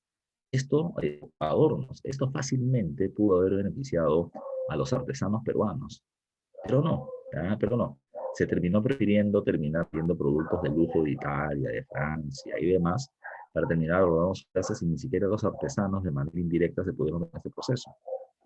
Tercero, terminamos teniendo el caso ya de lo que decías un ratito, Ximena, por interno. ¿Por qué no se invirtió en industria? ¿Ya? ¿Por qué no se invirtió en empresas? Bueno, ahí venía otro caso más. Lo que pasa es que no veníamos teniendo, desde la tendencia dependentista, no veníamos teniendo una burguesía nacional. No veníamos teniendo líderes empresariales que se arriesgaran precisamente a hacer este tipo de negocios y meterse precisamente en el desarrollo industrial. ¿Por qué lo digo así? ¿Ya? ¿Por qué lo digo así? Porque tomen en consideración, ¿ya? Tomen en consideración que no es suficiente tener plata para poder ser burgués. Para poder ser burgués tienes que tener mentalidad burgués, mentalidad de inversión, ¿ya? De capitalizarte, invertir en un negocio, esforzarlo y terminar sacándolo adelante. Pero recuerden que en el mundo, para esta época, ya se viene desarrollando la segunda revolución industrial, ya que no tenemos precisamente ese tipo de empresarios. Tenemos empresarios más conservadores, más temerosos, ya más temerosos, que decían, por ejemplo, lo siguiente: si yo quiero hacer industria, si yo quiero terminar generando una empresa, una industria y aumentar mi producción de mercancías, ¿cuál es mi mercado para poder vender mis productos? Bueno, pensemos en el mercado interno peruano. La mayoría de la población peruana terminó indígena y vivía en la sierra. ¿Ya? Profesor, ¿cuál es el problema? Pues, si la producción se hacía en la costa, si la industria se hacía en la costa, ¿cómo hago para llevar mis productos a la sierra? Profe, trenes, ferrocarriles. Sí, los ferrocarriles estaban en pleno desarrollo en Estados Unidos, en Europa, pero tomen en cuenta que el Perú tenía un problema, la geografía. ¿Cómo hago para poder subir productos hacia la zona de la sierra? Era muy complicado. No era lo mismo hacer ferrocarriles en Estados Unidos, ferrocarriles en Bélgica, que era así una llanura completa, que en el Perú. ¿Ya? Entonces, eso terminaba siendo una limitante. Segundo, que se den con carretas los productos. Es que tenía un problema, pues. Una de las características de la revolución industrial termina siendo la multiplicación de la producción de mercancías. Si yo produzco un montón, tengo que tener la capacidad de transportar un montón, ¿ya? Profe, ya, consíguete pues 500 caballos y lleva un montón de productos así, ya, vamos a hacerte caso. Si se hace así, hay un segundo problema. La mayoría de estos indígenas que viven en la sierra tienen la condición de llanacona. Y el llanacona, no recibe un sueldo por su trabajo, recibe una porción de tierra por el trabajo que termina realizando. Por lo tanto, no tiene acceso a un gran flujo monetario. Ese es el segundo miedo del empresario. ¿Qué hago llevando yo? ¿Ya? ¿Qué hago produciendo mucho? Primero, si no puedo llevar muchos productos a donde está la población. Y segundo, si esta población no tiene capacidad de compra. No me termina siendo muy significativo el negocio. Por eso es que terminan poniendo peros. Pero esos peros se podrían solucionar ellos, desde el punto de vista político, podían eliminar el dianaconaje, que todo trabajo termine siendo remunerado, logrando acceder al mercado. Se pudo hacer eso, pero no querían, porque mucha gente del poder terminaban siendo dueños de tierras y no querían ellos mismos apuñalarse. De tal manera que se terminaba poniendo límite a un posible desarrollo industrial. ¿En qué invirtieron su dinero? ¿En qué invirtieron su dinero? Si no se hizo industria, si no se industrializó el país. Bueno, invirtieron su dinero en negocios que, digamos, eran rentables y que ellos conocían. Eran dueños de tierras que hicieron traer más herramientas, nuevas tecnologías y aumentar su producción agrícola. ¿Ya? Si aumenta su producción, reducen sus costos, aumentan sus ganancias, está bien. Si yo antes producía o si yo antes ganaba como 100 vender alimentos, ahora gano como 150. Aumenté mis ganancias, feliz. Si se metían en la industria podían pasar de 100 a 1000, pero también podían perderlo todo. Así que mucha gente por temor terminó dedicándose a un negocio que ya conocían, ¿no? También es un punto importante, ¿no? Ya el temor a salir del estado de confort. Y eso les va a terminar pasando a ustedes, nos ha pasado a todos, ¿ya? Nos pasa a todos. Eh, eh, eh, Tú puedes tener una empresa donde terminas ganando relativamente, ganas más o menos, ya ganas más o menos, te va a pasar cuando seas profesional, y donde ya te acostumbraste a hacer ese tipo de trabajo, ¿ah? Y eres bueno en ese tipo de trabajo. Y ahora te ofrecen una oportunidad de salir de ahí y meterte a otro, y tú dices, escucha, soy bueno, allá lo seré. ¿Cómo será el ambiente laboral? Acá ya lo conozco, acá ya lo manejo, allá me va a ir bien o no, ¿ya? O pensar en un negocio, puedes pensarlo, en tu cabeza es simple, meterte, arriesgarlo, dejar tu sueldo fijo por un negocio en el que tú tienes que trabajar para poder tener ganancias. Acá puedes ganar con tu sueldo fijo 5.000, 6.000 soles, allá puedes ganar 20.000, pero no sabes si lo vas a ganar. Ese temor de ese lanzarse al vacío es un temor muy humano. Y acá el problema es que no solamente era humano, era un temor de clase. El grupo social que nos dirigía no terminaba teniendo, digamos, la fuerza para arriesgarse, ¿ya? Y se quedaron en sus negocios básicos, agricultura y abrir bancos, nada más, ya nada más. Ahora, ya hablamos de eso y ahora nos vamos a ver características generales que ya más o menos te he estado definiendo. En el aspecto económico, ¿qué pasa con la prosperidad falaz? Tenemos muchos ingresos por la venta del guano, ¿ya? ¿Qué es el guano? Fertilizante, ¿ya? Fertilizante. ¿Cuál es la ventaja del guano peruano? Que primero había una gran demanda externa. El país que más guano compraba era Inglaterra. ¿Por qué? Inglaterra está en plena revolución industrial, necesita más espacio para su ganado, para poder tener lana, disculpa, y tiene que reducir los campos agrícolas. Pero si la producción agrícola, si los territorios agrícolas se reducen, la producción de alimentos baja. Los alimentos van a ser escasos y los obreros mal pagados no van a tener cómo alimentarse y pueden generar rebeliones. Entonces, ¿la solución cuál era? Yo reduzco los espacios, pero tengo que aumentar la productividad. ¿Cómo aumento la productividad? Fertilizando el suelo de manera permanente. ¿Cuál terminaba siendo el elemento para poder fertilizarlo? Terminaba siendo el guano. El guano es excremento de algunas aves, como los murciélagos. Inicialmente se sacaba el guano de la isla de Madagascar de murciélago, pero cuando este se secó, Inglaterra comenzó a buscar guano en otros países. Guano había en muchos países, pero el único país con grandes cantidades exportables de guano terminaba siendo el Perú. Por eso que nuestros precios eran más reducidos que otros países, pero aún así eran altos, ¿ya? El Perú terminaba teniendo bajos costos de producción. Y digo bajos costos, ¿por qué? Porque ¿qué requerías para sacar el guano? Una carretilla, una lampa y un trabajador. Te tenías que sacar el guano solamente como si fuera tierra, lo subías a las carretas y luego llenabas los barcos de excrementos, nada más, y así se vendía el guano. No requiere ningún tipo de proceso químico. Profe, cuando eso se echaba así, le echabas agua, ya le echabas agua, tenía una condición soluble. Le echabas agua, se convertía en un barro y lo echabas sobre el suelo. Y eso terminaba siendo un poderoso fertilizante. Los costos de producción son muy bajos, la gente aún así el precio del guano suba y suba y suba y suba y suba y suba. Porque si bien Inglaterra compra más guano que todos los demás países juntos, ahora te compraban guano desde Australia, desde Rusia, desde Japón, en Estados Unidos, en todos lados. Así que muchos países compradores, un solo gran vendedor, el que es el guano, se disparó, ya se disparó. Ahora, formas de vender el guano hubieron muchas. Una ya te la mencioné, que es el arrendamiento de islas, con el contrato Quirós. Se alquilaron las islas nada más. Luego viene el sistema de las consignaciones. En el sistema de la consignación, el Estado es el dueño del guano y lo entrega a diferentes empresas para que lo vendan, para que lo vendan. Mientras fue pasando el tiempo, el Estado fue ganando más porque terminó cobrando un porcentaje muy alto por la venta del guano, ¿ya? Hay dos grandes contratos guaneros por consignaciones. El contrato Gibbs, ya durante el primer gobierno de Castilla, en donde esta empresa inglesa le vendía guano a todo el mundo, menos a Francia y los Estados Unidos, dándonos a nosotros el 80% del precio del guano. Y por otro lado, está en el segundo gobierno de Castilla el contrato guanero con la Sociedad de Consignatarios Nacionales. No se olviden de eso ustedes, peruanos, con empresarios peruanos.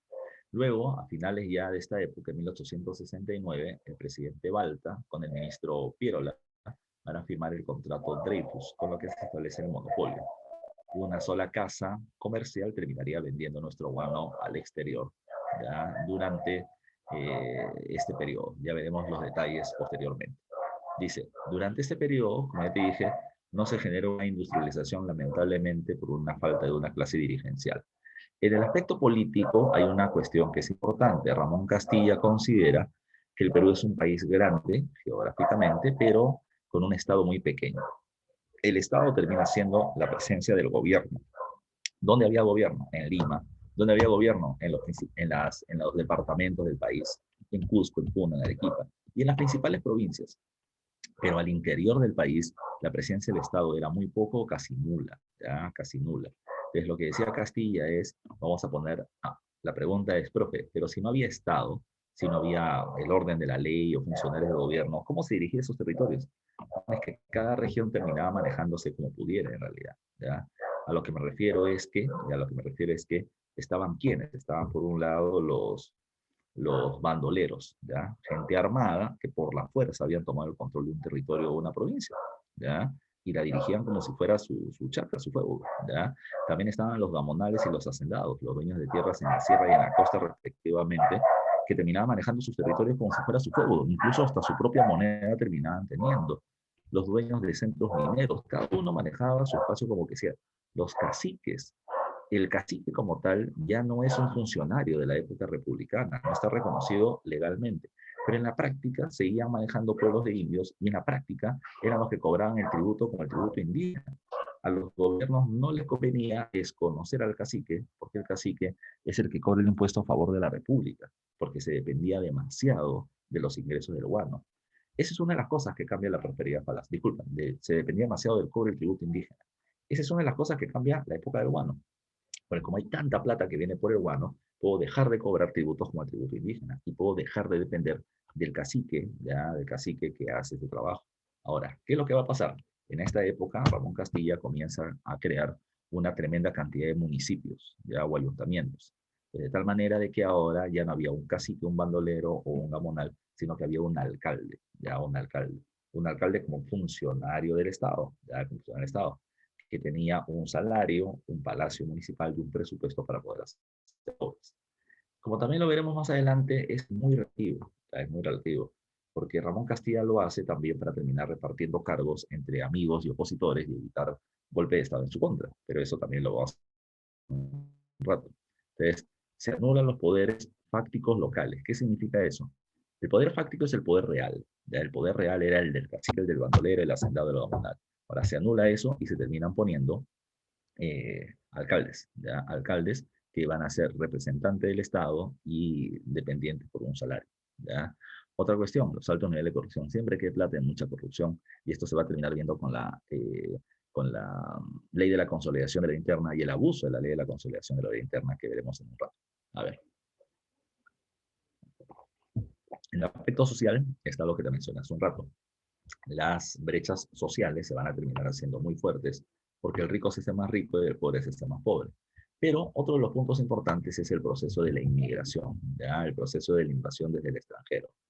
La inmigración va a venir de dos espacios, de Asia y de Europa, con una clara diferencia. El migrante asiático ya terminaba siendo culí, ya de procedencia china era culí.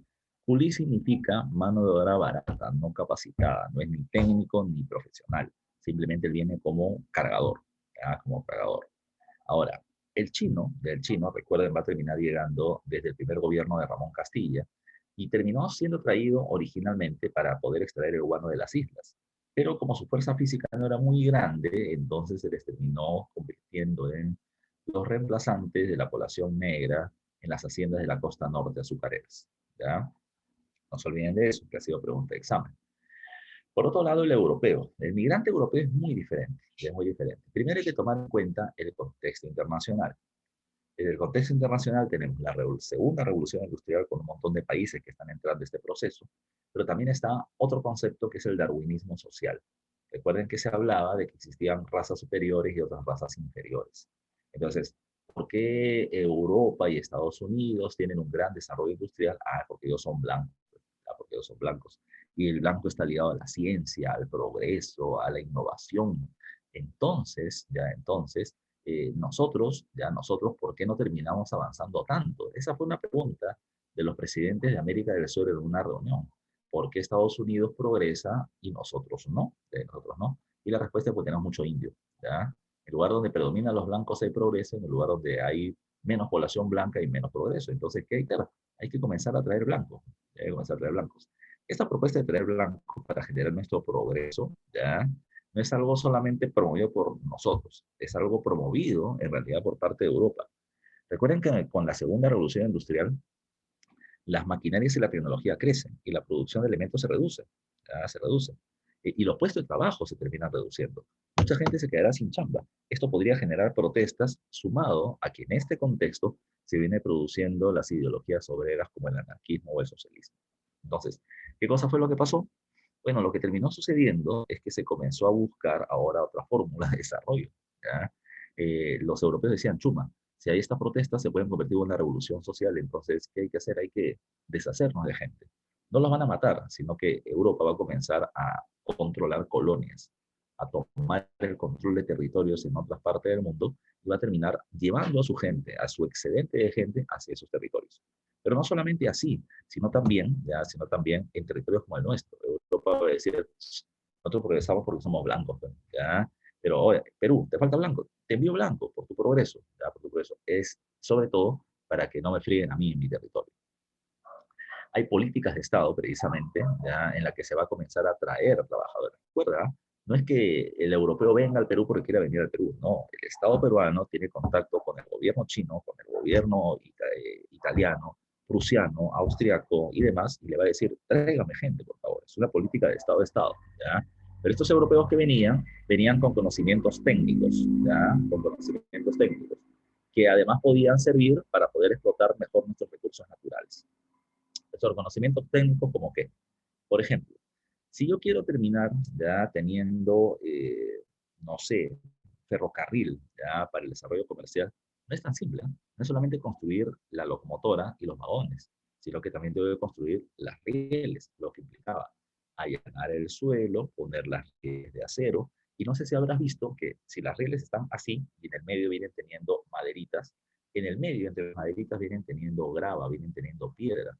Sea, todos esos conocimientos técnicos muy básicos acá no se tenían, ellos sí, se les termina trayendo hasta para hacer eso, para poner las maderas, para poner las piedras, para darle equilibrio precisamente o estabilidad a los trenes, todo eso ellos lo conocían porque los habían hecho en Europa y nosotros los comenzamos a jalar bajo ese sentido. Pero también había una práctica racista muy fuerte, ¿ya? Porque la idea era que ellos no solamente venían a ayudarnos a explotar nuestros recursos, sino que también venían para cruzarse con nosotros.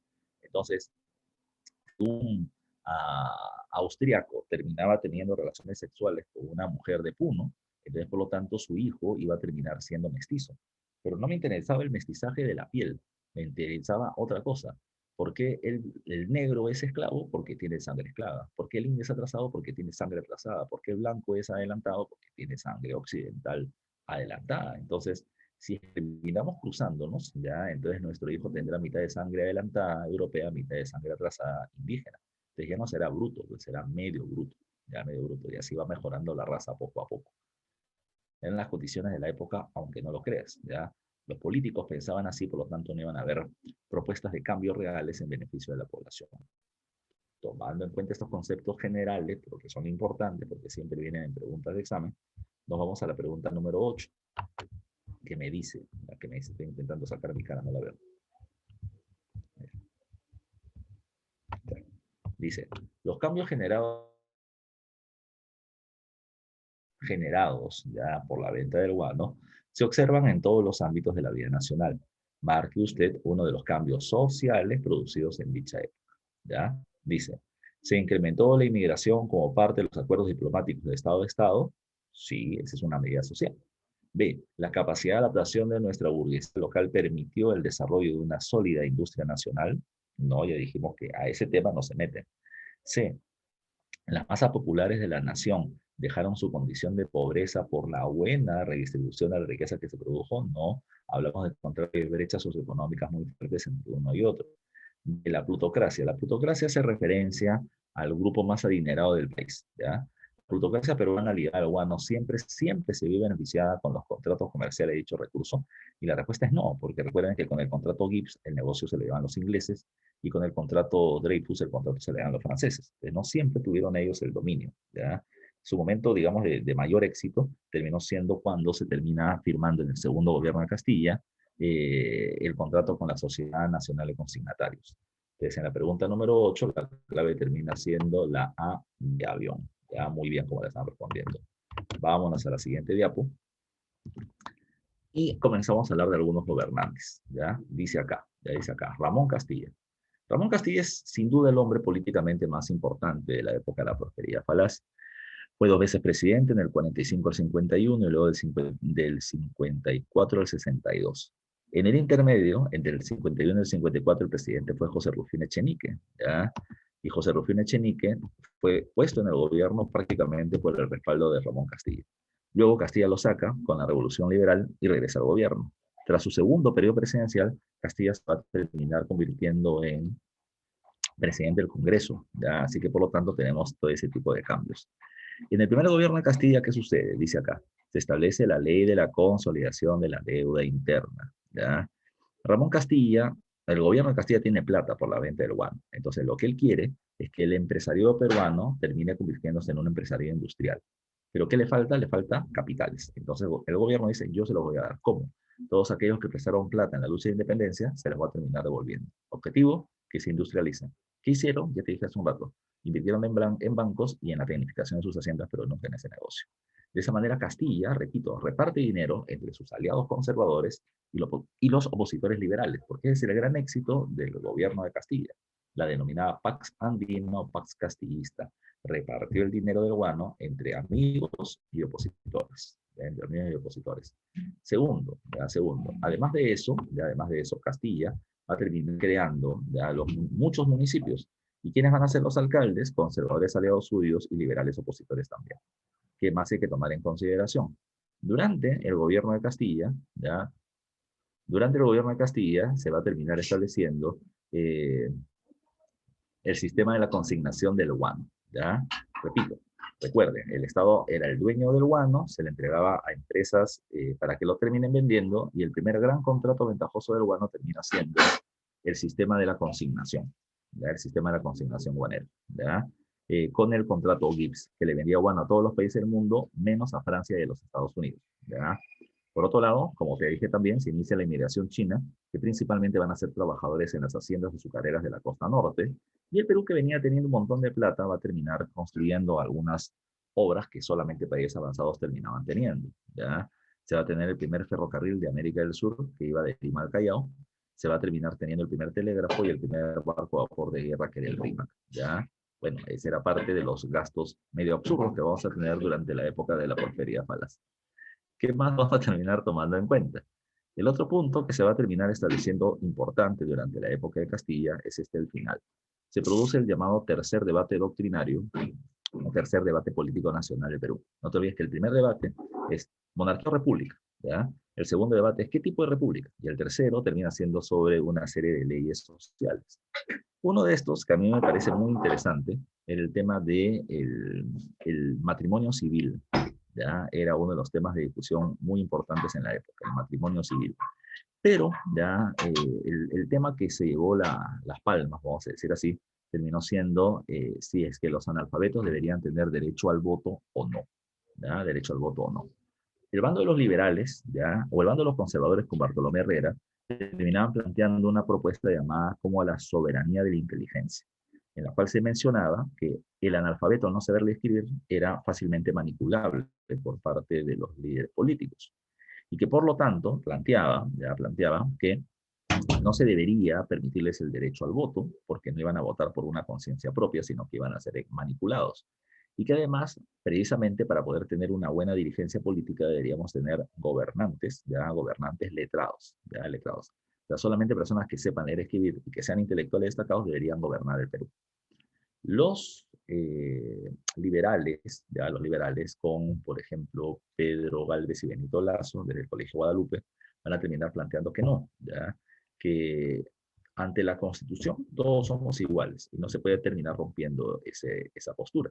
Que si la Constitución dice que liberales y conservadores o que toda la población sin distinción son iguales, entonces no se puede terminar discriminando al analfabeto. Menos aún porque su condición de analfabetismo no es algo que ellos hayan querido, sino que es un servicio que el Estado no les ha brindado.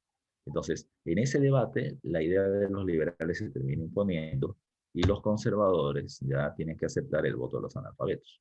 Insisto, Bartolomé Herrera, quien terminaba planteando que el analfabeto no vote, ya también terminaba planteando que Ramón Castilla debería quedarse en el gobierno por más tiempo. De acuerdo a la Constitución, no había reelección inmediata, pero se planteaba que con Ramón Castilla se hiciera una excepción.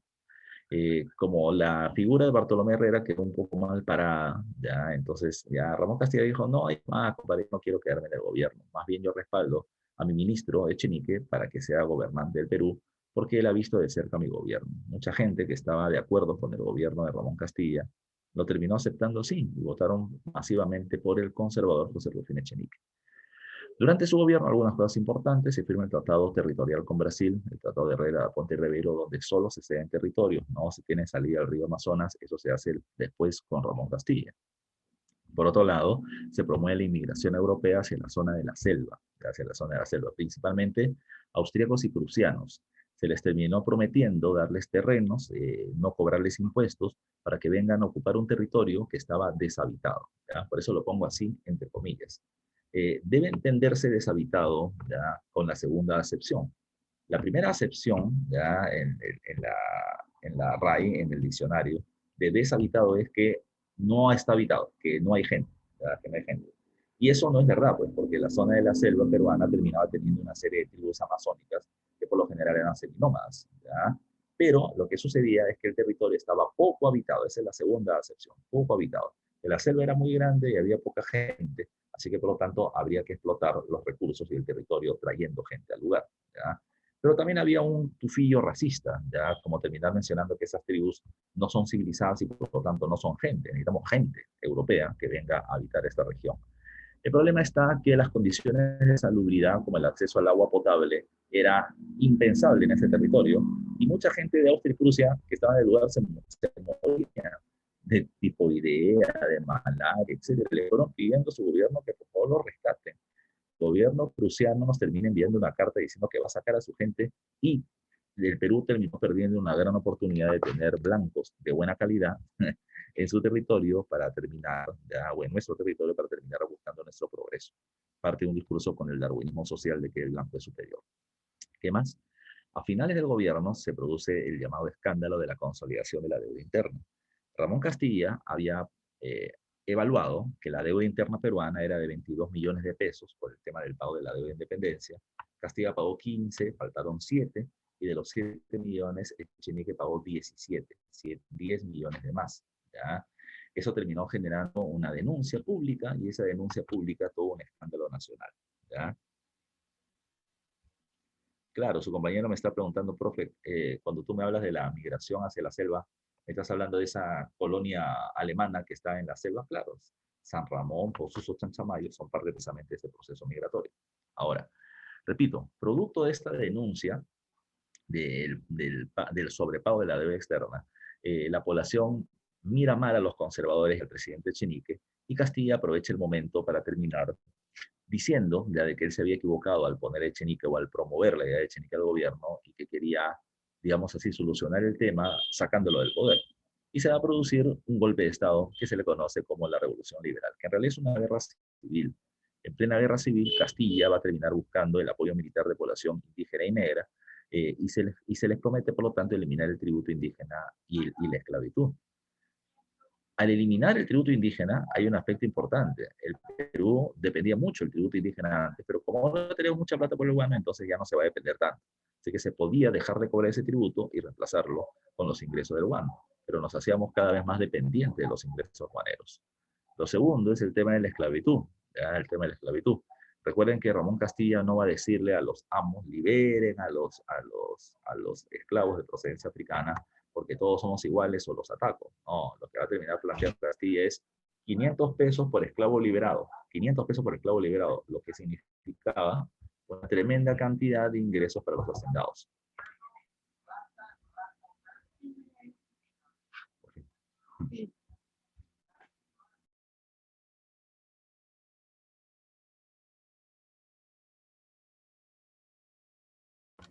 Ahora, otro punto a tomar en consideración, yo te puedo tomar en consideración, es que producto de todo esto, Ramón Castilla está haciendo lo mismo que en su primer gobierno. Ramón Castilla está beneficiando nuevamente a los grandes hacendados, ya no dando dinero por la consolidación de la deuda, pero sí dando dinero por la liberación de esclavos. Así que hace lo mismo, reparte dinero, reparte cargos y calma a la población, calma a la élite, que es lo que Castilla había hecho en su primera etapa. A ver, ¿qué más hay que tomar en cuenta?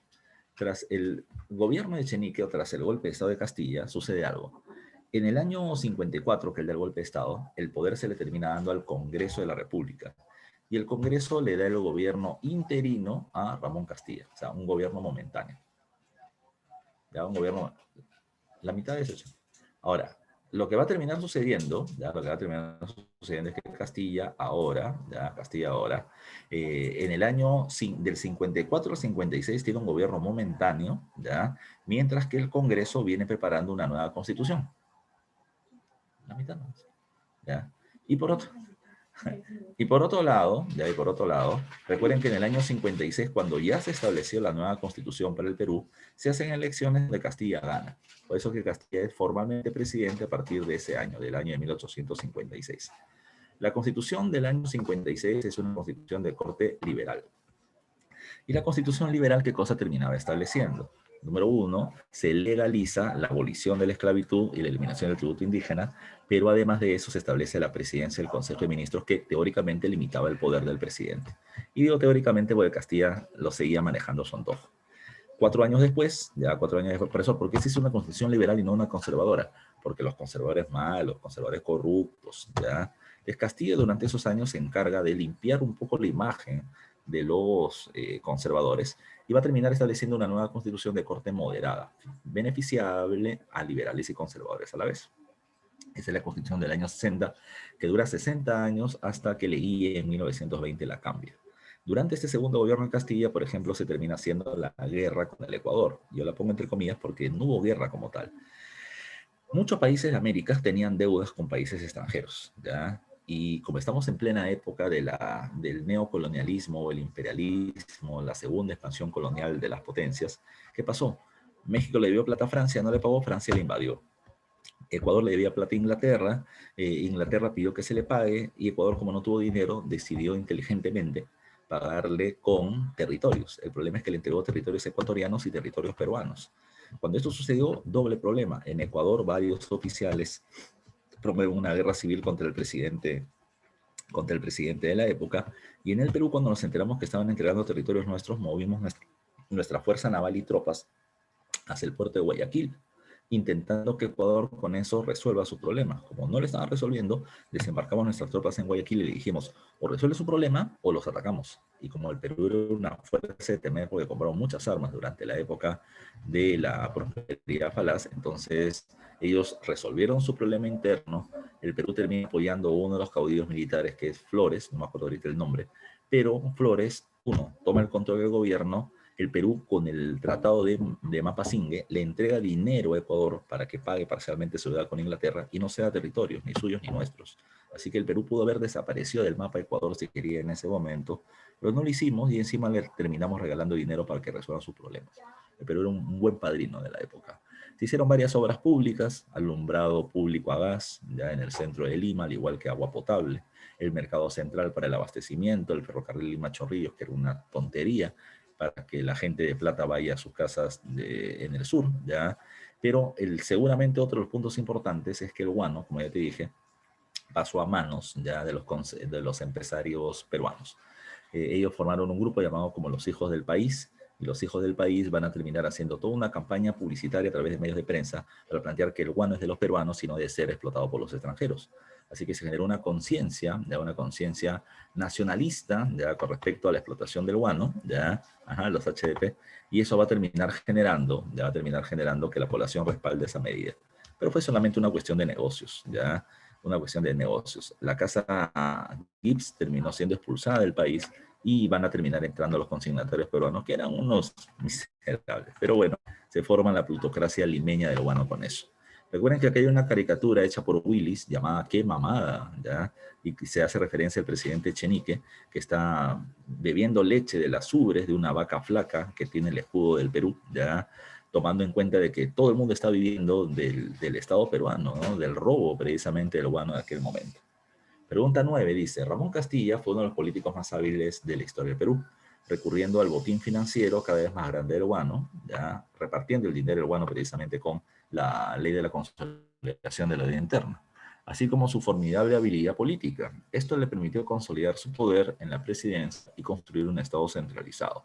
Del texto anterior se puede deducir que ¿ya? Dice que los gobiernos de Castilla fueron de estabilidad política y social. Claro, porque repartió dinero y cargos y terminó calmando a toda su oposición. La A está bien. Los militares fueron excelentes comerciantes del guano. Excelentes no, porque pudimos haber obtenido más ganancias o haberle invertido mejor. Dice, las arcas del gobierno permitieron guerras internacionales. El Perú no va a tener guerras, salvo con Ecuador, porque al final ni siquiera acción militar terminó teniendo. Y el yacimiento del guano fue reemplazado por el salitre, ¿ya? Y no, eso va a terminar pasando después de la guerra con España todavía, ¿ya? Entonces en la 9, la clave que le están marcando es la A. Muy bien, ¿ya? 10. Dice, en la recta final ya del desarrollo de la guerra civil que encabezó Ramón contra José Rufino Echenique, se estableció en Huancayo, ¿ya? Un decreto que establecía la libertad de todos los hombres que vivían en el país, con el objetivo de libertar a los esclavos, pero ya también terminar teniendo el apoyo de los negros en la lucha y el apoyo de los hacendados a favor de Ramón Castilla, sabiendo que se les iba a pagar. Así que por ahí tiene que haber la respuesta. ¿Y se estableció el fin del yanaconaje? No, porque no era por el tema del yanacona, sino por el tema de la esclavitud. Conseguir el apoyo de la población afrodescendiente de la guerra, eso está mejor. Ganar el respaldo de los amos que conseguirían una indemnización por liberar a sus esclavos. Eso también podría ser correcto. Pero como estamos en la guerra, el objetivo termina siendo ganar fuerza militar. Así que mejor clave termina siendo la B de besito, ¿ya? Pueden ser la B y la C, pero como estamos en acciones armadas, lo mejor era tener el apoyo de de fuerza militar. Así que la mejor clave es la B de besito. Pregunta 11. Dice, establezca el valor de verdad o falsedad, ¿ya? Con respecto al segundo gobierno de Castilla. Se produjo una movilización al pueblo ecuatoriano. Sí, movilización, ¿ya? No hubo tanto una incursión militar, pero sí una movilización. Eso está correcto. Dice, se otorgó el comercio a empresarios peruanos en su segundo gobierno, también haciendo correcto. Tercero, la Constitución del 60 fue favorable a diversos grupos del poder en el país. Sí, la moderada es favorable a liberales y conservadores. Y la cuarta me dice, se inicia la inmigración de pobladores chinos como mano de obra barata. Se inicia, no, se inició en su primer gobierno. Se contasta Manuel Pardo de la Valle, ¿ya? Pero no se inicia en esta época. Así que la mejor clave es la C de casa, ¿ya? Como supongo que me han estado marcando por acá, ¿ya? Pregunta número 12, ¿ya? Pregunta 12, a ver. O siguiente diapositiva, ¿ya? En la siguiente diapo hablamos de la guerra con España. Recuerden que tras la salida de Castilla entra San Román, pero San Román gobierna poco tiempo porque fallece.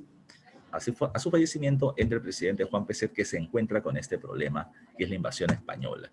¿Qué pasó? Recuerden que España tiene una misión científica naval que está yendo a diferentes partes para poder investigar los recursos de los países, como el Perú también tenía, ¿ya? Con la embarcación Amazonas.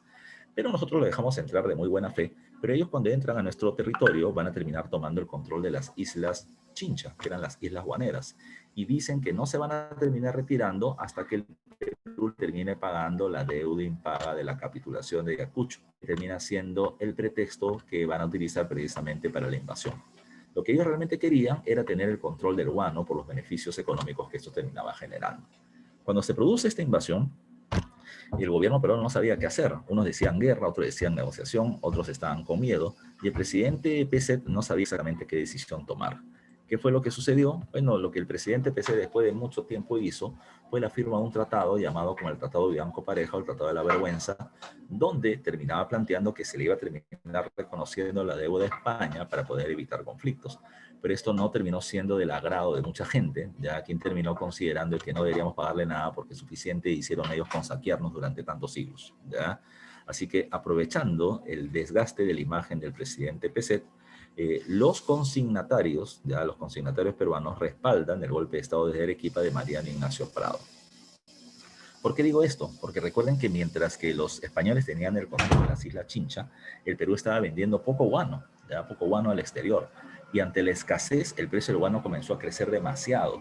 Se hizo tan caro que Europa comenzó a buscar un recurso alternativo y ese recurso fue el salitre. Y eso nos va a perjudicar comercialmente. Prado en el gobierno, tras el golpe de Estado, establece la cuádruple alianza con Ecuador, Bolivia y Chile, pero Chile va a ser el único aliado que vamos a terminar teniendo. Bajo el argumento de que España quiere recolonizar todos los territorios, conseguimos el apoyo de estos países y le hicimos la guerra a España y lo vencimos en el combate adaptado con apoyo chileno y en el combate del Callao o 2 de mayo, solamente con un caso del respaldo del Perú. Bueno, logramos nuestra segunda independencia, el Perú terminaba siendo libre, no teníamos que pagar ninguna indemnización, etcétera. El Perú estaba contento, pero el problema es que aparece la crisis del precio del guano y nuestra economía va a terminar desmoronándose. Dice, durante la década de 1860, el presidente que enfrentó la invasión española sobre el territorio peruano ya acordó pagar una indemnización ya por la firma de la capitulación de Ayacucho. ¿Quién fue? Fue el presidente Peset, ya, fue el presidente Peset, quien firma el Tratado de Bianco Pareja, pero que no va a ser bien aceptado. Ahora repito, acabada la guerra, Mariano Ignacio Prado era el superhéroe de la nación. Había vencido a España, había logrado nuestra segunda independencia, pero como te dije, ante la presencia del salitre, el precio del guano comienza a caer por la competencia. El Perú, que era un país tan dependiente de la venta del guano, pues se fue al guano, ¿ya? Ahora vendíamos menos guano y con un menor precio. Nuestras ganancias cayeron. ¿Cómo hacía el Estado para poder obtener ingresos si no había tanta plata por el guano? Pues comenzó a cobrar más impuestos, como por ejemplo establece la contribución laboral, que para mucha población esto era una restitución del tributo indígena que terminó generando protestas, como la rebelión de Huancané en Puno, encabezada por Juan Bustamante, autoproclamado como Tupac Amaru III, quien terminaba planteando establecer un estado independiente de la población de Puno en la región, ¿ya? Que al final terminó siendo rápidamente derrotado militarmente, pero se mostraba ya la crisis, una crisis social ante la crisis económica que se venía produciendo. Por otro lado, Prado pensaba ya de que hay que terminar teniendo medidas liberales más abiertas para poder atraer comercio extranjero y de esa manera equilibrar nuestra economía, que estaba en problemas. Y para eso necesitó o quiso establecer una nueva constitución, la constitución liberal del 67, pero los conservadores van a decir de que no, de que aquí se ha querido Prado. Prado puede haber liberado a la patria, pero es un tirano que llegó por la fuerza, no puede terminar cambiando las leyes del país, etcétera, etcétera. Su imagen se terminó desvirtuando tremendamente y lo sacaron del gobierno por un golpe de Estado por José Balta.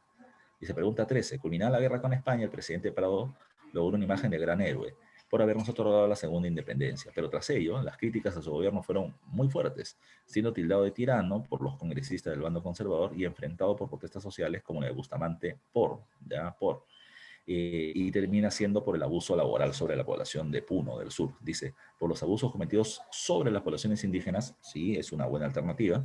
B, la expropiación de tierras de las que éstas eran sujetos, es más el tema de la explotación en general, el rechazo a la Constitución del 67 o la caída del precio de la lana en los mercados europeos. La clave termina siendo la A de avión. Finalmente está el presidente Balta. Cuando hablamos de Balta, ¿qué pasó? La imagen de Prado había decaído y Balta da un golpe de Estado. Cuando Balta dio un golpe de Estado, él va a ser el último presidente de la época de la prosperidad falaz. Puso como ministro de Economía a Nicolás de Piérola, y Nicolás de Piérola se había hecho muy famoso por terminar hablando contra la plutocracia peruana del guano, ¿ya? Contra la plutocracia limeña del guano, diciéndole a los sectores populares que el guano es de todos los peruanos, como ellos decían, como la élite decía, pero solamente ellos se llevan la plata, ¿ya? No hay una buena distribución de la riqueza. Ahora, repito, Piérola, muy famoso, se convierte en ministro de Economía de Balta y Piérola firma el contrato Dreyfus.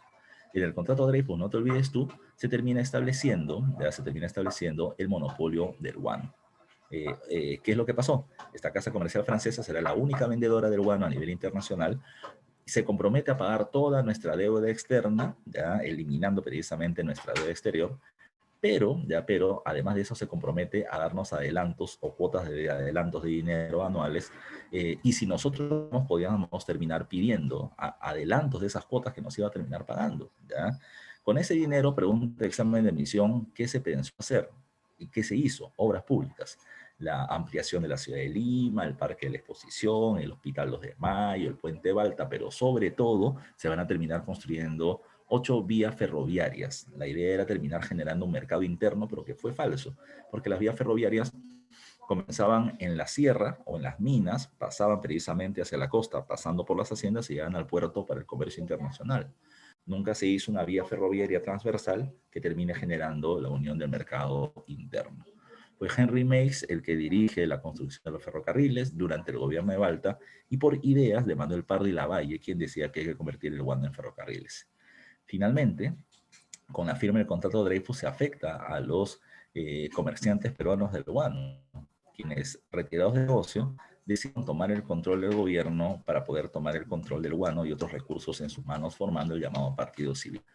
Que en las elecciones de 1872, con Manuel Pardo de Lavalle, son elegidos presidentes y tomen en cuenta que esto generó un problema, porque los militares tras 45 años en el poder no quisieron ceder el gobierno y se termina generando la sublevación de los hermanos Gutiérrez, ¿ya?